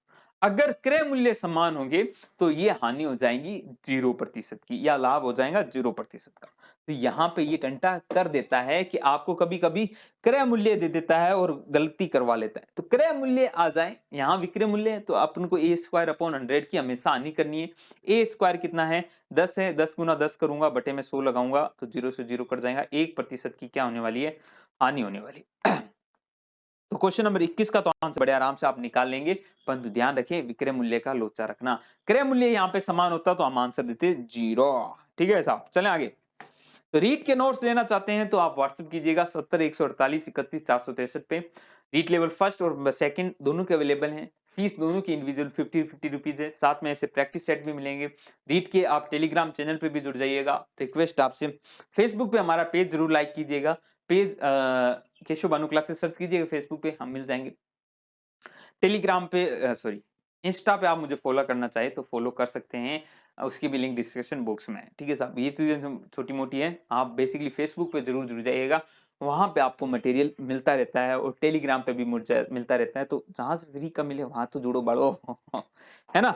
चलो साहब आगे चलें। क्वेश्चन नंबर नेक्स्ट, पहले थोड़ा सा साउंड और चेक कर लेता हूं मैं, है ना? आहा, तकड़ा साउंड सही है। चलें साहब, क्वेश्चन नंबर 22 की तरफ बात क्वेश्चन करता हूं। प्यारा क्वेश्चन है, न्यारा क्वेश्चन है, ध्यान से समझिएगा इस क्वेश्चन को। क्या कह रहा है क्वेश्चन, पढ़िएगा और आराम से बनाइएगा। हम अभी यूनिट सेकंड की तरफ हैं अभी, है ना? एक सेकंड, तब तक मैं भी थोड़ा सा सेटिंग कर लेते हैं आपके लिए। क्वेश्चन नंबर 22 क्या कह रहा है? एक परीक्षा में ए और बी 10 ए बी से 10% अधिक अंक प्राप्त करता है तथा बी सी से 15% अधिक अंक प्राप्त करता है, तो ए सी से कितने प्रतिशत अधिक अंक प्राप्त हुए? ठीक है, आराम से करें, कोई टेंशन नहीं। तीन बंदे हैं साहब, पहला है ए, दूसरा है बी, तीसरा है सी। ठीक है साहब? पीछे से स्टार्ट करें। ए कहता है साहब मेरे पास ₹100 हैं, ए कहता है मेरे पास ₹100 हैं। तो बी के पास कितने अधिक होंगे? बी को सी से 15% अधिक प्राप्त हुए। यही तो क्वेश्चन कर रहा है, आप क्वेश्चन रीड कर सकते हैं ना, इसीलिए थोड़ा-सा रीड करने की भी सुविधा दी गई है आपको। बी के पास सी से 10% सॉरी 15% अधिक है, तो फटाफट बना दीजिए कितना हो गया साहब? 115 हो गया। ₹115 हो गए, ₹115 हो गए। ठीक है साहब, चलो। और ए के पास है ना साहब, ए के पास बी से 10% अधिक है, तो इससे 10%, तो इसका 10% क्या होगा? 11.5 होगा कि नहीं होगा? 1 पॉइंट पीछे लगा दो, है ना? ये तो होता है। या फिर कर लो 115 का 10/100, 10% ये हुआ। ये अधिक हुआ तो टोटल कितना होगा? इन दोनों का योग, यानी 5 तो पॉइंट में आएंगे, 5 और 1 6 2 126.5। तो ए के पास कितना है? 126.5। देखो ये फायदा होता है अगर पीछे से स्टार्ट करोगे। ए को 100 मानोगे तो रगड़े हो जाएंगे, बी पद कम करना पड़ेगा, या फिर बी को भी मान लेते हो कभी कभी तो भी रगड़े हो जाते हैं। तो क्वेश्चन देख के काम करना पड़ता है ना? तो क्वेश्चन देख के ही हमें कभी कभी बी को भी मानना पड़ सकता है। तो वो क्वेश्चन जैसे जैसे करोगे ना तब आपको आइडिया लगेगा। अब यहां पे पूछा गया है ए को सी से कितने अधिक प्राप्त हुए? ए को सी से कितने प्रतिशत अधिक प्राप्त हुए? साहब ए के पास, सी के पास है 100, ए के पास 126, अधिक कितने हुए? 26.5, है ना? 126 में से 26.5 में से 100 घटाऊंगा तो 126, 26.5 ही अधिक प्राप्त हुए। किस पे साहब? सी पे ही निकाल रहे हैं, कंपैरिजन सी पे चल रहा है और गुना कर देंगे, 100 की प्रतिशत है तो इसलिए तो कट जाएगा, 26.5% आंसर आ जाएगा। तो इस तरह आपको ये क्वेश्चन करना था। 26.5 कट गया आपके लिए। थोड़ा सा 1 सेकंड मैं थोड़ा सा सही कर देता हूं आपको। ये लो साहब, दिख गया? 26.5% दिख गया मेरे भाई। चलो साहब, तो ये 26.5% क्वेश्चन नंबर जो आपने 22 है उसका आंसर आ चुका है। 23 की तरफ बढ़ते हैं, आगे की तरफ देखते हैं, है ना? पीछे की तरफ क्या देख रहे हैं? 26 के बाद 23 का आंसर देखो। क्वेश्चन नंबर 23 का आंसर आप 1 सेकंड, ए अल्लाह साहब, क्वेश्चन नंबर 23 का देखिएगा आंसर, करिएगा आप फटाफट, देखते हैं कौन कौन कर पाता है। Oh Ricky, no no no no, गलती हो गई सर। चलो बताइएगा बताइएगा बताइएगा साहब, बताइएगा। क्वेश्चन नंबर 24 का आंसर आप करें, खुद सॉल्व करें यार, ऐसे नहीं कि हम ही थोड़ी से सॉल्व कराते रहेंगे। चलो, क्या कह रहा है? किसी वस्तु के अंकित मूल्य पर 20% की छूट देने पर एक दुकानदार को 25% का लाभ होता है। अरे वाह! तो अंकित मूल्य 25 ₹250 है, तो क्रय मूल्य कितना होगा? ठीक है साहब, बहुत ही प्यारी बात है। दिया क्या है? अंकित मूल्य, यानी मार्क प्राइस आपको दी है ₹250। ठीक है साहब। आपको मार्क प्राइस से आपका क्या मिलता है? आपकी सेलिंग प्राइस, क्योंकि जो छूट होती है वो अंकित मूल्य पे दी जाती है। लाभ हानि क्रय मूल्य पे निकाला जाता है जब तक कुछ कहा ना जाए, और जो छूट होती है या डिस्काउंट होता है वो आपको अंकित मूल्य पे निकालना है। अब देखो क्वेश्चन नंबर 23 में क्या कह रहे हैं? आपको क्वेश्चन दिख तो रहा है ना मेरे भाई? यस दिख रहा है, मुझे दिख रहा है तो आपको भी दिख रहा होगा। चलो, 20% की छूट देने पर, छूट आपको 20% की दी गई है, मतलब इसका 10% क्या होता? 25 होता। 1.0 देखो, है ना? 5 2 7, इसका 10% निकालना है तो पॉइंट इधर लगा दो, है ना? ये इसका 10% हो जाता है। ठीक है, तो एक पॉइंट पीछे लगा लो। क्यों साहब? इसका 10 निकालोगे बटा 100 करोगे तो 1 जीरो रहेगा, 1 जीरो को पॉइंट ऐसे ही लगता है, तो डायरेक्ट एक पीछे से एक पॉइंट लगा दो, वही उसका 10% होता है। तो यहां में अगर मैं बात करूं तो 10% क्या हो जाएगा इसका साहब? 25। अब इसने कहा है कि 20%, तो 10% 25 है तो 20% 50। तो आपका जो सेलिंग प्राइस आ जाएंगी वो क्या आ जाएंगी? 250 में से आपको 50 की छूट दे दी तो कितना आया? ₹200 आपको बेच रहा है। व्यक्ति ₹200 में बेच रहा है और उससे 25% का लाभ हो रहा है। बच्चा, व्यक्ति 25% का लाभ कमा रहा है ₹200 पे बेचने पर, क्रय मूल्य निकालना है। तो क्रय मूल्य का, यानी मैं एसपी अगर सीपी मानू क्रय मूल्य, तो सीपी का 125% ही तो है। 200 सेलिंग प्राइस, देखो अगर मैं 100% मानता हूं तो मेरा सीपी क्या कहता? सीपी अगर लाभ कुछ नहीं होता, अगर मैं 100% सीपी मानूं तो विक्रय मूल्य कितना होता? यानी सीपी बोले तो क्रय मूल्य, तो 125 होता है। क्यों साहब 125% क्यों? क्योंकि साहब आपको दिया गया है कि 25% का लाभ हो रहा है ना? तो 25% लाभ है, 100% मेरा क्रय मूल्य है, तो विक्रय मूल्य क्या होगा? 100 प्लस 25। तो मैंने डायरेक्ट क्या निकाल दिया? सीपी का 125% क्या है? विक्रय मूल्य है, जो कि दिया हुआ है 200। काट दो, पचम 25 है ना? 25 के पाड़े से, 25 से पचम 25 नहीं, 25 125 और 25 8 है 200। ठीक है साहब। और कुछ कर सकता है, इससे भी कर सकता है, 2 बार 20, 8 दूनी 16, ₹160 आपको क्या मिल जाएगा? क्रय मूल्य है। 160 में खरीद कर 200 पे बेच रहा है और अंकित मूल्य कर रहा है 250 रुपए। तो यही आपका आंसर है क्वेश्चन नंबर 23 का। आया समझ में? नहीं समझ में आया तो कमेंट बॉक्स में आप बता सकते हो कि सर नहीं समझ में आया, आप अगले कभी में अगले सेट में वापस बताएं इस तरह क्वेश्चन, तो बता दूंगा, कोई बड़ी बात नहीं। चलो साहब क्वेश्चन नंबर 24 की तरफ चलें। क्वेश्चन नंबर 24 दिख रहा है बाबू, है ना? 50 क्वेश्चन करने हैं, फटाफट करेंगे आप, है ना? चलो ओके गाइस, अगला क्वेश्चन भी देखिएगा, बड़ा प्यारा क्वेश्चन है। क्वेश्चन क्या कह रहा है? यदि 20 वस्तुओं का विक्रय मूल्य 23 वस्तुओं के क्रय मूल्य के समान है तो लाभ प्रतिशत निकालो। बहुत ही प्यारा क्वेश्चन है, ऐसे क्वेश्चन आ जाए तो मत कर देना मेरे भाई। क्या कह रहा है कि आपको कहा गया है 20 वस्तुओं का विक्रय मूल्य। मैं एक वस्तु का जो विक्रय मूल्य मान लेता हूं एसपी मान लेता हूं और क्रय मूल्य क्या मान लेता हूं? सीपी मान लेता हूं। एक वस्तु का है, मतलब एक वस्तु को मैं सीपी में खरीद कर एसपी में बेच रहा हूं, ठीक है? चलो, हमें कहा गया है 20 वस्तुओं का विक्रय मूल्य, यानी 20 एक का एसपी है तो 20 का क्या होगा? 20 गुना एसपी।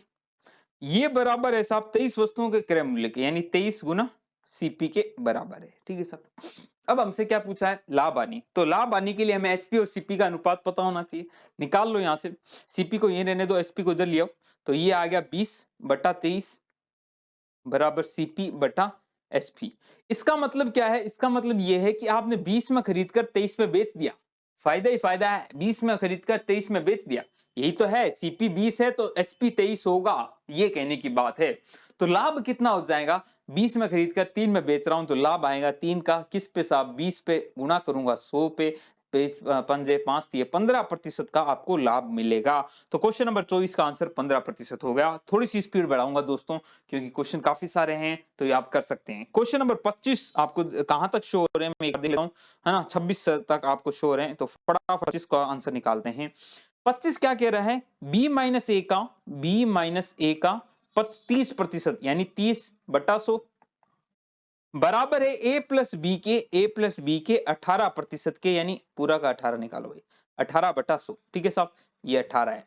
तो 100 से तो 100 कट गया, 3 से मैं इसको भी काट रहा हूं या 6 से काट रहा हूं, 6 12 6 18 और 6 पंजे 30। अब यहां पे सोल्व कर ले, जो ये आ जाएगा 5b माइनस 5a, जो कि इक्वल होने वाला है 3a प्लस 3b के, ठीक है साहब? थोड़ा सा तेज करेंगे, 5a इधर आके ऐड हो जाएगा तो ये हो जाएगा 8 है, और 3b इधर आके माइनस हो जाएगा तो 2b।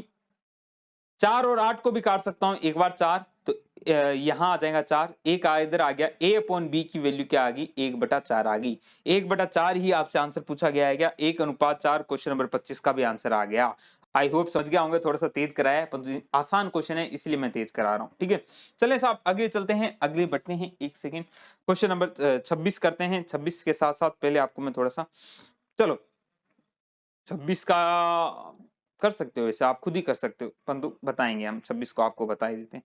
चलो 26 क्वेश्चन तो आप खुद कर सकते हो या नहीं कर सकते? सर सभी कर सकते हैं, हम तो सारे क्वेश्चन कर सकते हैं। आप बता रहे नहीं हो क्या? हैं आलस आ रहा है या आपको? ऐसी कोई बात नहीं है मेरे भाई, बता दूंगा। 26 क्या कह रहा है? x का 15% यानी x का 15/100 किसके बराबर है? y के 10% का 3 गुना है। y के 10% का यानी y का 10% का 3 गुना है, का 3 गुना यानी 3 गुना आ गया। 0 से डबल 0 काट दो, 3 से काटो क्या? 3 एकम 3, 3 पंजे 15, 5 से ये कर दोगे 2 बार आ गया x अपॉन y, क्या आ गया? 2:1 यानी 2/1, 2:1 आंसर आ गया, इसलिए मैं नहीं बता रहा था है ना? चलो सब, अगला क्वेश्चन, क्वेश्चन अगला क्वेश्चन प्यारा है, न्यारा न्यारा न्यारा है। अब ये क्वेश्चन अगर आता है भिन्न का और गलत आप करके आते हो तो फिर ये गलती नहीं गलता है, गलता जिसमें आपका भविष्य गल सकता है, ठीक है साहब? क्वेश्चन क्या है देखो, मैं फिर बता रहा हूं, आज को आपको इस तरह का क्वेश्चन मिल जाएगा आपको।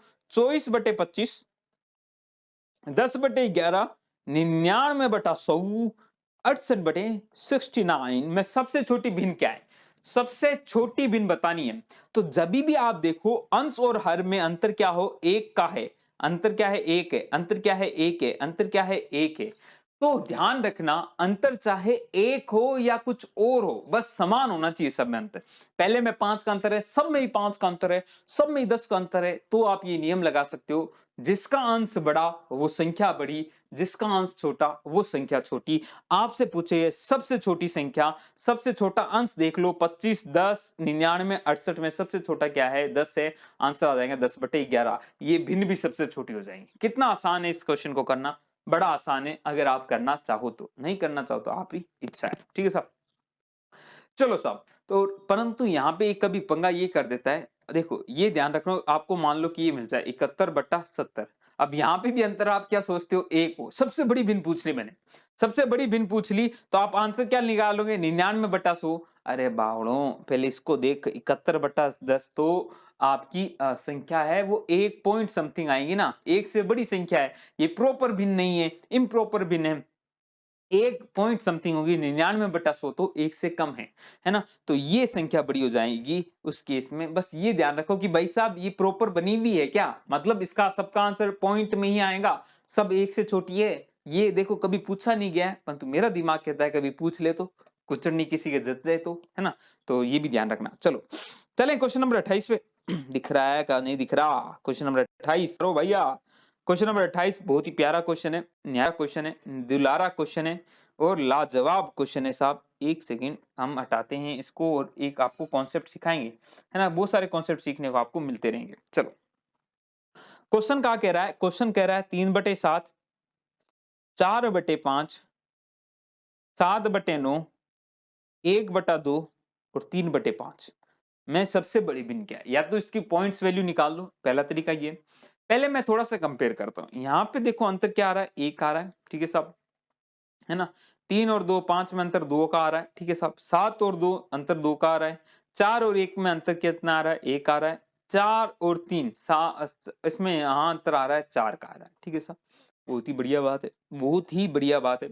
आपको क्या निकालनी है? सबसे बड़ी भिन्न। चलो, पहले मैं इन दोनों में कंपेयर करूं, क्योंकि इन दोनों का अंतर क्या है? सेम है। तो जिसका भिन्न बड़ा वो संख्या बड़ी, जिसका अंश बड़ा वो संख्या बड़ी। तो इन दोनों में अंश किसका बड़ा है? 7 का बड़ा है। तो 7/9 3/5 से तो बड़ी है। तो यानी 3/5 आपका आंसर नहीं हो सकता। क्यों नहीं हो सकता? क्योंकि उससे एक बड़ी संख्या 7/9 है आपके सामने। ठीक है साहब, आई बात समझ में? अब जो आपको कंपेयर करना है, कौन कौन रह गए साहब? 3/7 रह गया, या फिर एक और तरीका बताऊं क्या? इससे भी आसान बताऊं क्या? इससे आसान बताता हूं। ये तरीका तब बढ़िया लगता है जब ऑप्शन हो आपके ना, ऑप्शन कैंसिल हो जाते हैं। चलो मैं आपको इससे भी बढ़िया तरीका बताता हूँ। अंतर आपको पता चल गया? चलो, अब जो अंतर है ना, अंतर अंतर सबका अंतर 4 बना लेंगे हम। सबका अंतर क्या बना लेंगे? 4 बना लेंगे। कैसे बनाएंगे? देखो, यहां अंतर 4 क्यों ले रहा हूं? क्योंकि सबसे बड़ा अंतर क्या है? 4 है। क्या बात है, गाने चल रहे हैं। चलो, सुनाई दे रहे हैं क्या आपको? हेलो, सुनाई दे रहा है? चलो कोई नहीं। आगे देखो, अब देखो सबसे बड़ा अंतर क्या है? 4 है, तो हम सबका अंतर 4 बना लेंगे। कैसे बनाएंगे साहब? यहाँ अंतर 1 है ना, तो ऊपर भी 4 से गुणा कर दो, नीचे भी 4 से कर दो, देख लेना अंतर 4 आ जाएगा। कैसे? 4 चौक 16 आएगा ऊपर, 5 चौक 20 आ जाएगा। अभी भी भिन्न वही है, भिन्न में कोई परिवर्तन नहीं हुआ है, परंतु अंतर देखो 4 का आ चुका है ना? यहाँ 3/7 था, यहाँ 16/20 आ गया। यहाँ अंतर 2 है, हमें 4 बनाना है, तो इसको क्या कर दूंगा? 2 से गुणा कर दूंगा, 2 दूनी 4 बन जाएगा। तो करो ऊपर 2 से गुणा, 7 दूनी 14 और 9 दूनी 18। अंतर कितना आ रहा है? 4 का आ रहा है। अरे एक से अंतर बना लेंगे हम। यहाँ पे भी हमें 4 से गुणा करना है, ऊपर आ गया 4, नीचे आ गया 8, यहाँ 2 से 3 दूनी 6, 5 दूनी 10। अब हमें सबसे बड़ी भिन्न पूछी है, जिसका अंश बड़ा वह संख्या भी सबसे बड़ी। अंश में कंपैरिजन कर लो, 16 है तो ये वाली भिन्न सबसे बड़ी हो जाएगी, 4/5 आपका आंसर आ जाएगा। कितना आसान तरीका है, कैसा लगा ये तरीका?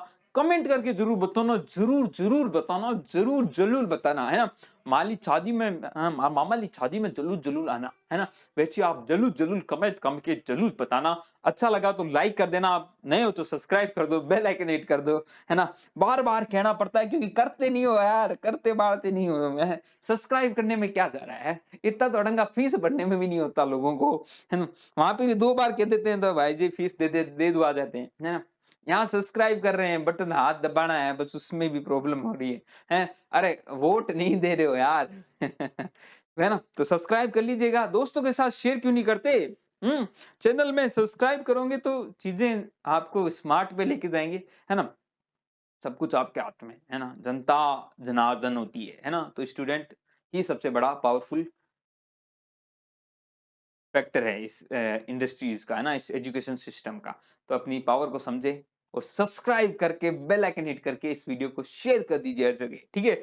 चलें साहब शेयर करें, उससे पहले आप शेयर बने खुद। क्वेश्चन नंबर 28 हमने कर लिया, क्वेश्चन नंबर 29 30 की तरफ देखते हैं, और 31 की तरफ तो नहीं देख पाएंगे अभी, है ना। 29 30 की तरफ देखते हैं, चलो।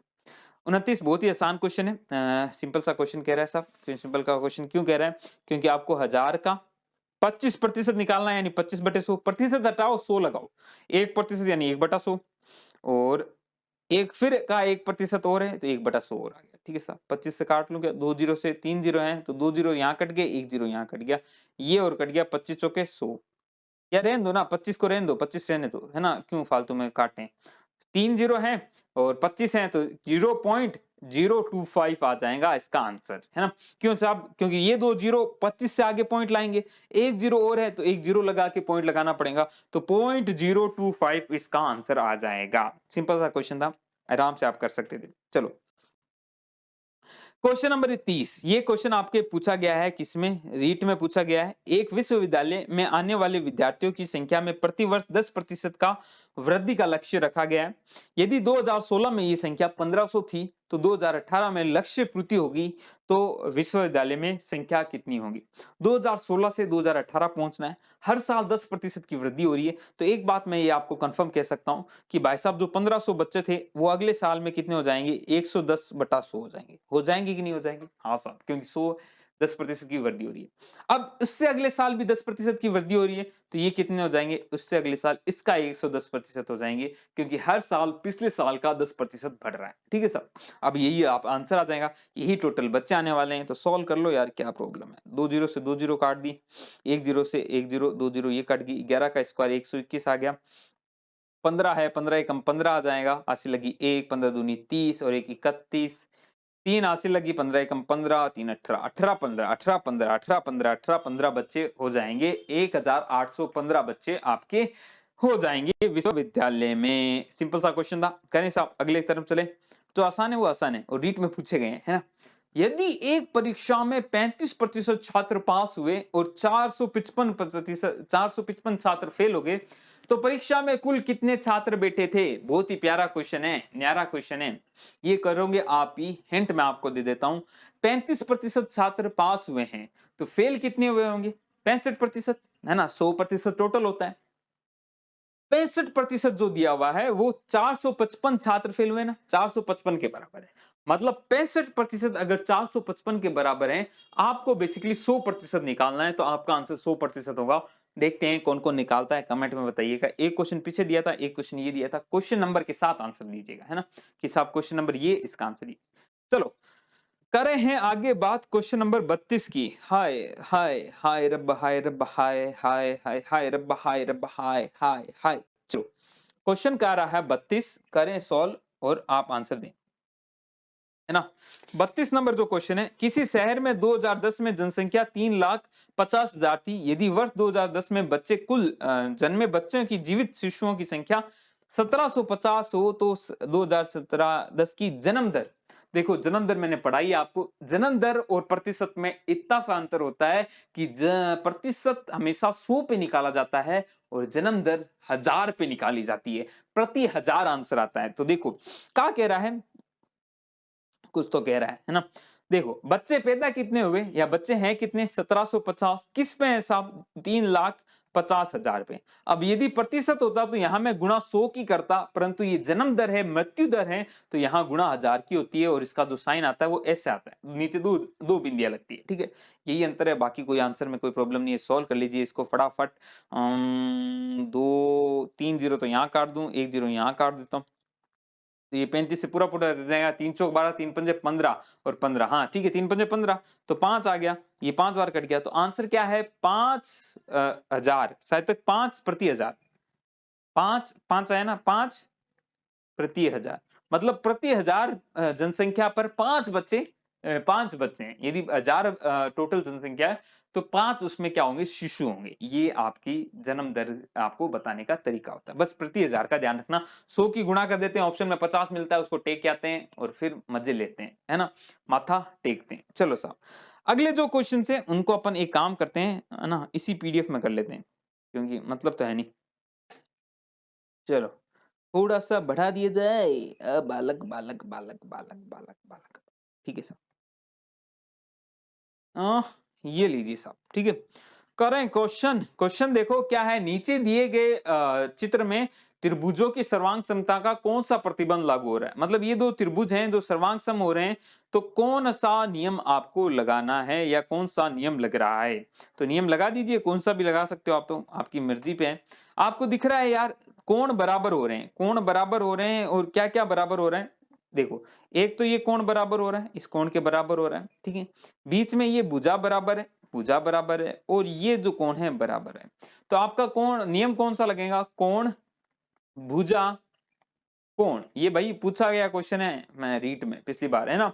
तो एंगल, साइड एंगल, आईएसए आपका नियम लग रहा होगा इस क्वेश्चन में। ठीक है? आई बात समझ में? चलो साहब थोड़ा-सा सेटिंग सही कर लें क्या? 1 सेकंड। ये लो साहब। अब आपके लिए थोड़ा-सा और आसान है क्या? हाँ साहब, ठीक है। अगला क्वेश्चन देखिएगा, अगला क्वेश्चन आपको थोड़ा-सा पढ़ा देता हूँ, है ना? फिर ताकि आपको कुछ प्रॉब्लम हो जाएगी क्या? नहीं होनी चाहिए।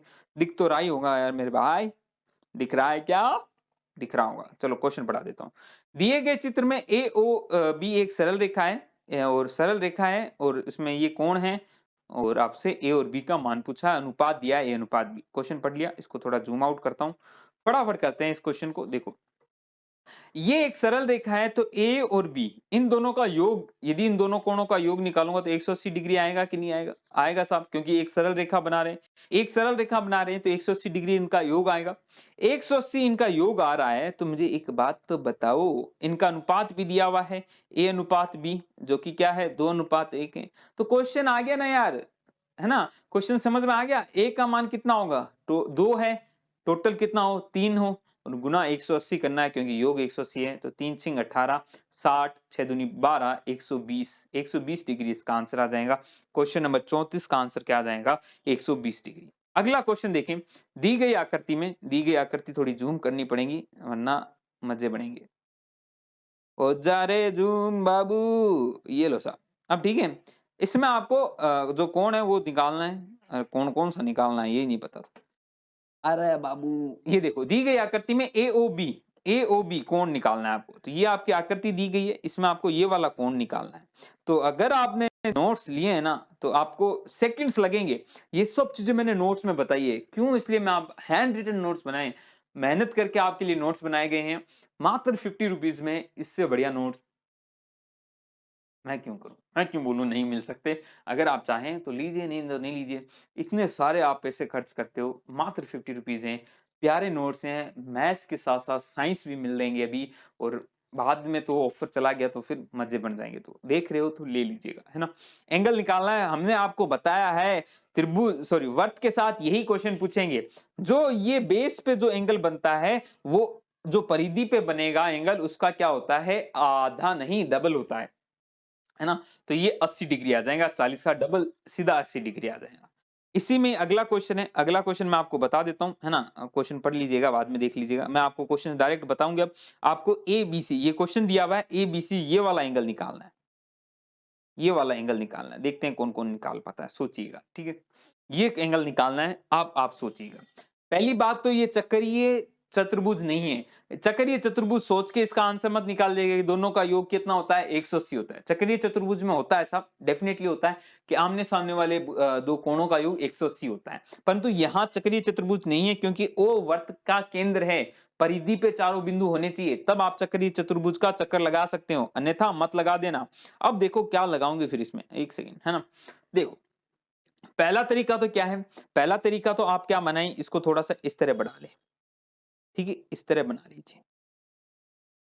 अब मुझे ये कंफर्म हो गया कि ये वाला चक्रीय चतुर्भुज है, इसको मैं मान लूँ, क्या मान लूँ? P मान लेता हूँ, तो PACB एक चक्रीय चतुर्भुज है क्योंकि चारों बिंदु क्या हैं? एक वर्त के परिधि पे हैं।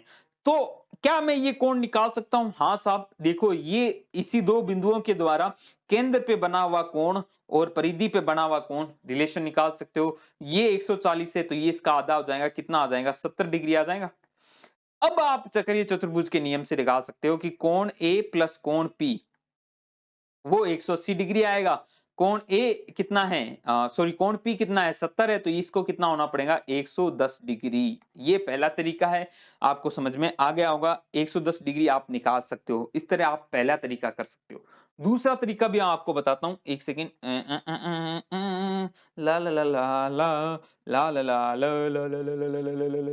कोई डायग्राम वायग्राम में परिवर्तन ना करें, आप परिवर्तन करें अपने दिमाग में, अपने थॉट प्रोसेस में, और अगर आपने 9th पढ़ी है तो उसमें भी आपने देखा होगा। ठीक है, देखो, अगर मैं ये कोण की बात करूं, ये जो बड़ा वर्त बन रहा है, तो इसमें जो केंद्र पे बना वाला कोण ये होगा, वो इन्हीं दो पॉइंट द्वारा इस पे बने हुए, परिधि पे बने हुए कोण का डबल होगा।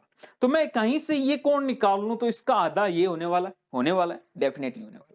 ये 140 डिग्री है, टोटल 360 होता है, तो ये कितना हो जाएगा, 360 माइनस 140, तो यानी कितना आ गया, 20 तो इधर आ गया, 2 इधर आ गया, 220 डिग्री ये हो गया।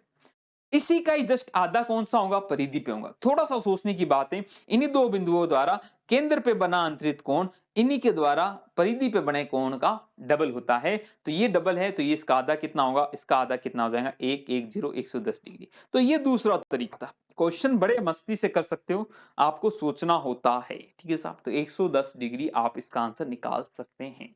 आई होप समझ में आ गया होगा। चलिए आगे चलते हैं साहब। आगे चलने से पहले पीछे क्वेश्चन की तरफ बढ़े। चलो अब मैंने एक काम करता हूँ, इसी में अपन सारा टंटा निकाल लेते हैं ना। कुछ क्वेश्चन अब इसी में सलटा लेंगे क्या? तो ठीक है साहब, अब इसी में कर लेते हैं। देखो क्वेश्चन क्वेश्चन नंबर अगला देखो, दो घनों के आयतनों का अनुपात 27:64 है, तो इसके पृष्ठ क्षेत्रों का क्षेत्रफलों का अनुपात कितना होगा। देखो क्या कह रहा है, दो घन कह रहा है ना, दो घन ले लेते हैं। दो घन, घनों का जो आयतन होता है वो हमें पता है क्या होता है साहब, घनों का जो आयतन होता है वो क्या होता है, ए क्यूब, भुजा क्यूब होता है ना, ए क्यूब A1 का क्यूब बटा A2 का क्यूब आपको कितना दिया हुआ है, 27/64।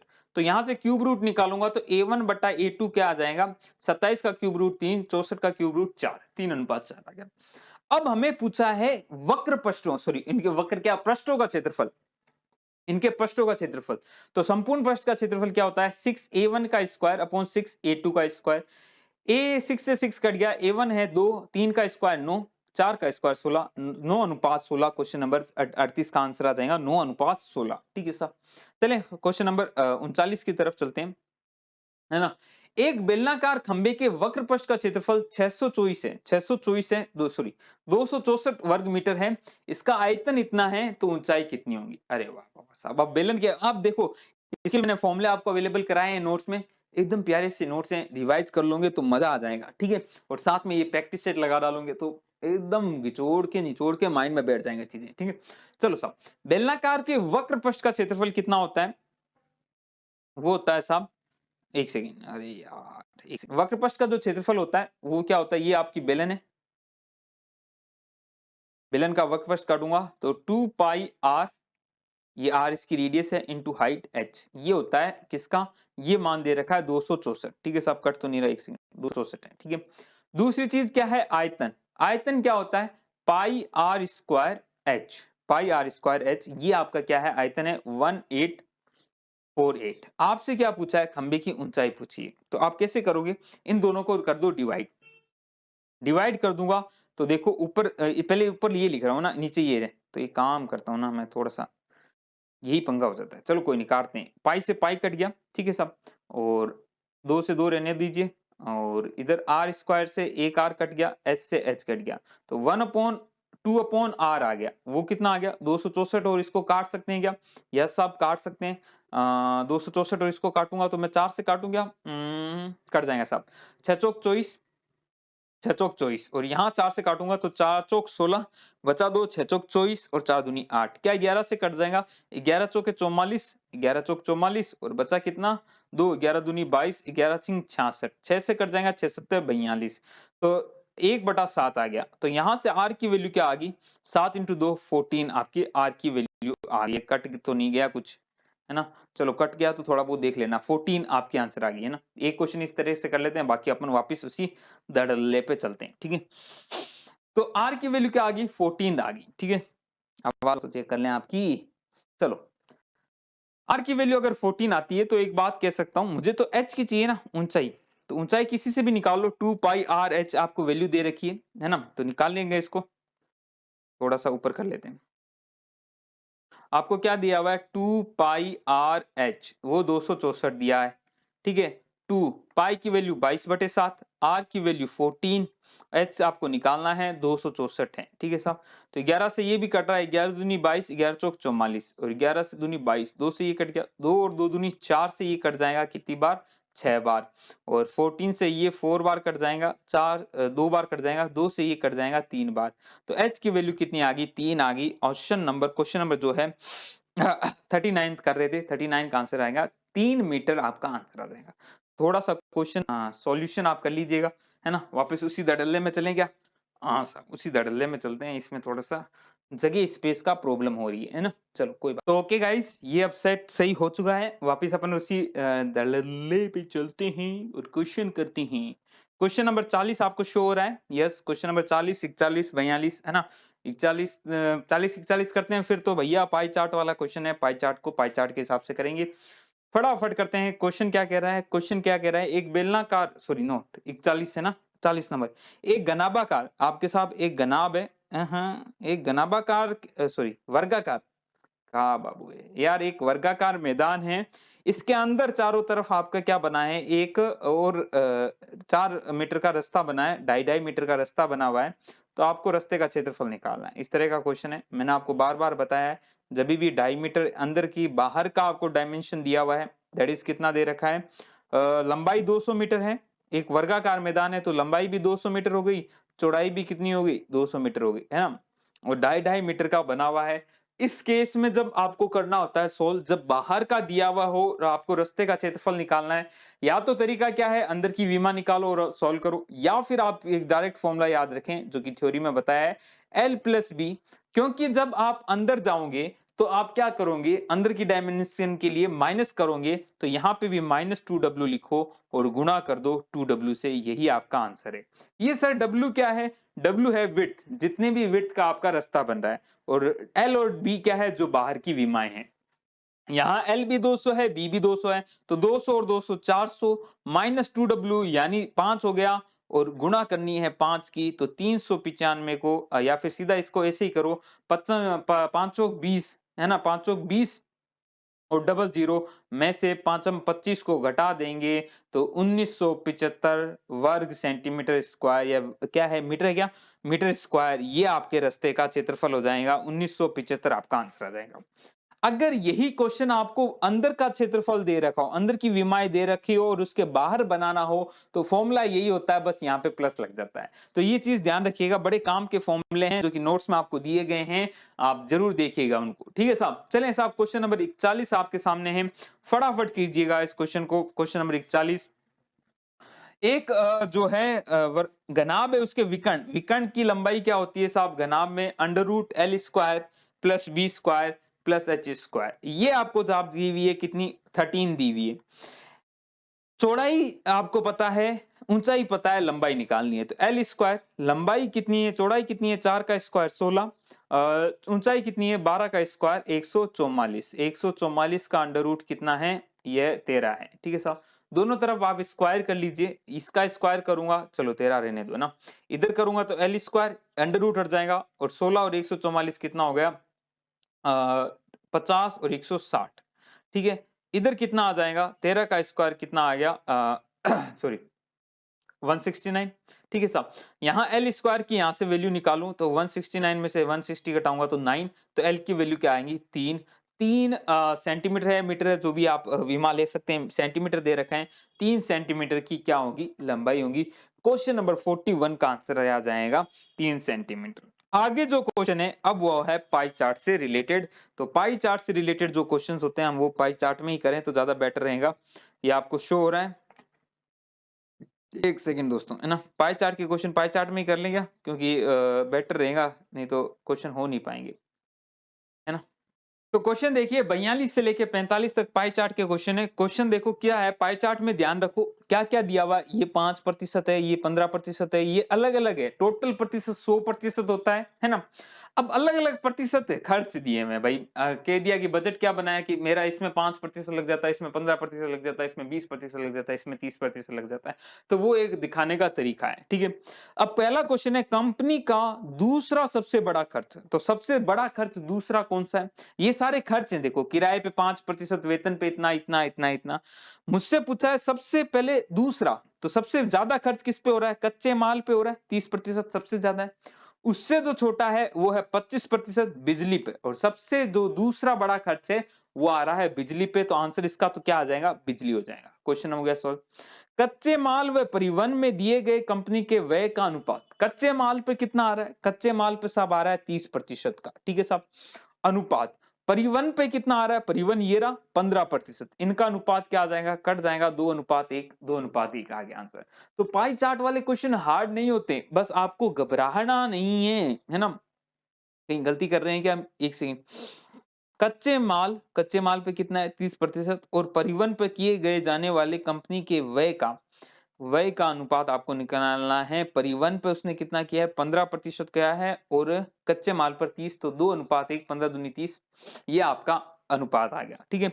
कंपनी का ब्याज पर खर्च किए गए खर्च, जाने वाला खर्च, रुको, कंपनी का ब्याज पर किए खर्च, अच्छा ब्याज पे जो खर्च है वो किराए पे किए जाने वाले खर्च से कितना प्रतिशत अधिक है? अब पहले हम देखते हैं ब्याज पर कितना दे रहा है साहब? 10%। तो ब्याज पे 10% हो रहा है, और किराए पे कितना हो रहा है साहब? किराए पे कहां गया? किराए पे 5% है ना? तो 5% है। ये जो 10% है, 5% की तुलना में कितना प्रतिशत अधिक है? तो हम देखते हैं अंतर कितना है साहब? 5% का अंतर कितना है? 5% का किस पे साहब? 5 पे, ये किराए पे निकालना है, तो 5 है, गुना 100 करूंगा तो 5 से 5 घट गया, 100% अधिक है, ये 100% अधिक है। आंसर क्या आ जाएगा इसका? 100%, ठीक है। एक क्वेश्चन मैं आपको दे रहा हूं, क्वेश्चन नंबर 45 आप कीजिएगा। अगर कंपनी का कुल खर्च 50 लाख रुपए है, तो परिवहन व बिजली पर कुल व्यय निकालो। परिवहन और बिजली पर कितना आ रहा है? 15, और बिजली पे कितना है? 25 पे, यानी 30 और 40% निकालना है 50 लाख का। बस इतना सा क्वेश्चन है, फटाफट आप आंसर दीजिएगा, देखते हैं कौन कौन दे पाता है। अब मैं फटाफट क्वेश्चन करता हूं, कुछ प्रायिकता के क्वेश्चन है। दो सिक्कों को एक साथ उछालने पर दो शीर्ष आने की प्रायिकता बताओ। बहुत ही प्यारा क्वेश्चन है, प्रायिकता के क्वेश्चन आपको अच्छे से करने हैं। फटाफट मैं आपको बताता हूं, कोशिश करता हूं। देखो, दो सिक्के एक साथ उछालें, दो सिक्के उछालेंगे तो प्रायिकता हमेशा ध्यान रखना favourable case upon total case. तो मैं टोटल केस निकालता हूं, उसमें मेरे जो शर्त को पूर्ण कर रहे होंगे उनको मैं फिर देखूंगा, ठीक है साहब। चलो, टोटल केस क्या हो सकते हैं? दो सिक्के हैं तो हेड हेड आ सकता है, पहले में हेड आ जाए दूसरे में टेल आ सकता है, दूसरे में पहले में टेल आ जाए दूसरे में हेड आ सकता है, और या फिर दोनों में टेल टेल आ सकता है। इसके अलावा तो कोई केस बन नहीं सकता। टोटल केस है, एक साथ उछालने पर दो शीर्ष आने की, दो शीर्ष किस पे? एक पे ही आ रहे हैं, तो टोटल हमारा जो फेवरेबल है वो एक ही है, और टोटल है 4, 1/4 इसकी प्रायिकता हो जाएगी। क्वेश्चन नंबर 46 का आंसर आ जाएगा 1/4, ठीक है। क्वेश्चन नंबर 47 की तरफ देखते हैं। एक थैली में 9 नारंगी, 5 नीली, 4 भूरी और 3 लाल गेंदे हैं। एक गेंद निकाल रहे हैं, तो उसके नीली या भूरी या लाल या संभावना होने की, जब भी या आए ना तो प्रायिकता 2 जोड़, ठीक है साहब। टोटल गेंदे कितनी है? 8 और 4 12, और 12 और 8 20, 20 टोटल गेंदे है ना साहब। अब क्वेश्चन क्या पूछ रहा है? उसके नीली होने की संभावना क्या है? 5 है, या फिर टोटल क्या है? 20 है। उसकी भूरी होने की, भूरी कितनी है? 4 है, प्लस करूंगा 4/20, या फिर लाल होने की, तो लाल टोटल है 3 और टोटल है 20। तो ये आपकी प्रायिकता, टोटल का सम कर लो, आंसर आ जाएगा आपका। टोटल करूंगा तो एलसीएम तो 20 ही आने वाला है। 5 4 9 और 3 12, है ना? तो 4 तिये 12, 5, 3/5 इसका आंसर आ जाएगा, ठीक है। इस तरह के क्वेश्चन जब भी या आए तब आपको प्रायिकता को ऐड कर देना होता है।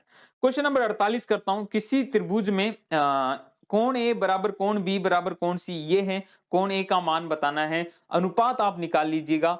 क्या आ जाएगा साहब? कोण ए बटा 1/3 बराबर कोण बी बटा 1/4, और कोण सी बटा 1/6। ये आपका, आप इसको को इस तरह लिख सकते हैं।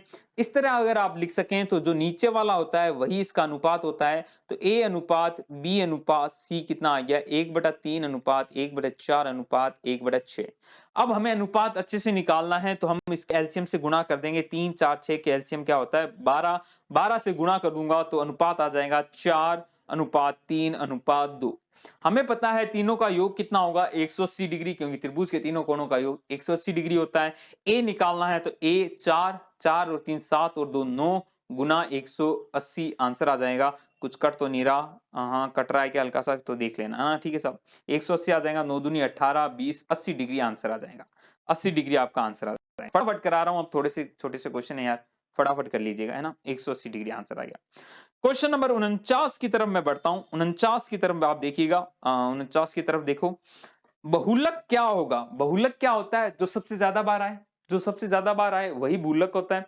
तो देखो 2 5 4 4 3 3 1 3 2 5, सबसे ज्यादा बार क्या आ रहा है? देखो 3 सबसे ज्यादा बार आ रहा है, 2 बार और 1 बार, 3 बार, बाकी 2 2 बार आया, 5 भी 2 बार आया। सबसे ज्यादा 3 3 बार आ रहा है, यानी बहुलक क्या आ जाएगा? 3 आ जाएगा, आंसर आ गया 3। ठीक है साहब। लास्ट क्वेश्चन आपको देना है, देखते हैं कौन कौन कमेंट कर पाता है। राम एक ठोस घन बनाना चाहता है जिसकी भुजा 15 सेंटीमीटर हो और इसके लिए 5 सेंटीमीटर भुजा वाले कितने घनाकार घनाकार टुकड़ों की आवश्यकता होगी। ठीक है, घना घन है और उससे घनाभ बनाना है, नहीं घनी बनाना है, मतलब 5-5 सेंटीमीटर वाले घन है, उनको जोड़ के आपको क्या बनाना है? एक घनाभ बनाना है, सॉरी घनी बनाना है, परंतु विमा में अलग अलग है। ऐसे क्वेश्चन में आप वॉल्यूम समान कीजिएगा, आपका आंसर आ जाएगा। देखते हैं कमेंट में कौन-कौन आंसर दे पाते हैं। तो आज हमने हमारा पहला प्रैक्टिस सेट लगाया, कैसा लगा आपको? कमेंट करके जरूर बताना। अच्छा लगा तो लाइक करना, नहीं हो तो सब्सक्राइब करके बेल आइकन हिट करना। साथ में जो रीट लेवल फर्स्ट के नोट्स आते हैं, तो अगर मैं आपको बता रहा हूँ मात्र 50 रुपीज है। मैथ्स और ईवीएस के नोट्स और 10 प्रैक्टिस सेट मिलेंगे, है ना। और ऐसे ही मैथ्स में और साइंस इसके भी नोट्स और प्रैक्टिस सेट मिलने वाले हैं। फीस की इंडिविजुअल 50-50 रुपीज है। और अगर आप चाहते हैं तो व्हाट्सएप कीजिएगा 70 148 31 463 पर, 70 148 31 463 पे। ये पीडीएफ आपको कहाँ मिल जाएंगी? टेलीग्राम चैनल पे भी मिल जाएंगी, फेसबुक पे मिल जाएंगी, दोनों की लिंक डिस्क्रिप्शन बॉक्स पे है, जुड़ जाइएगा। आज के लिए इतना ही, मिलता हूं नए लेक्चर के साथ, तब तक के लिए अलविदा, जय हिंद, जय भारत।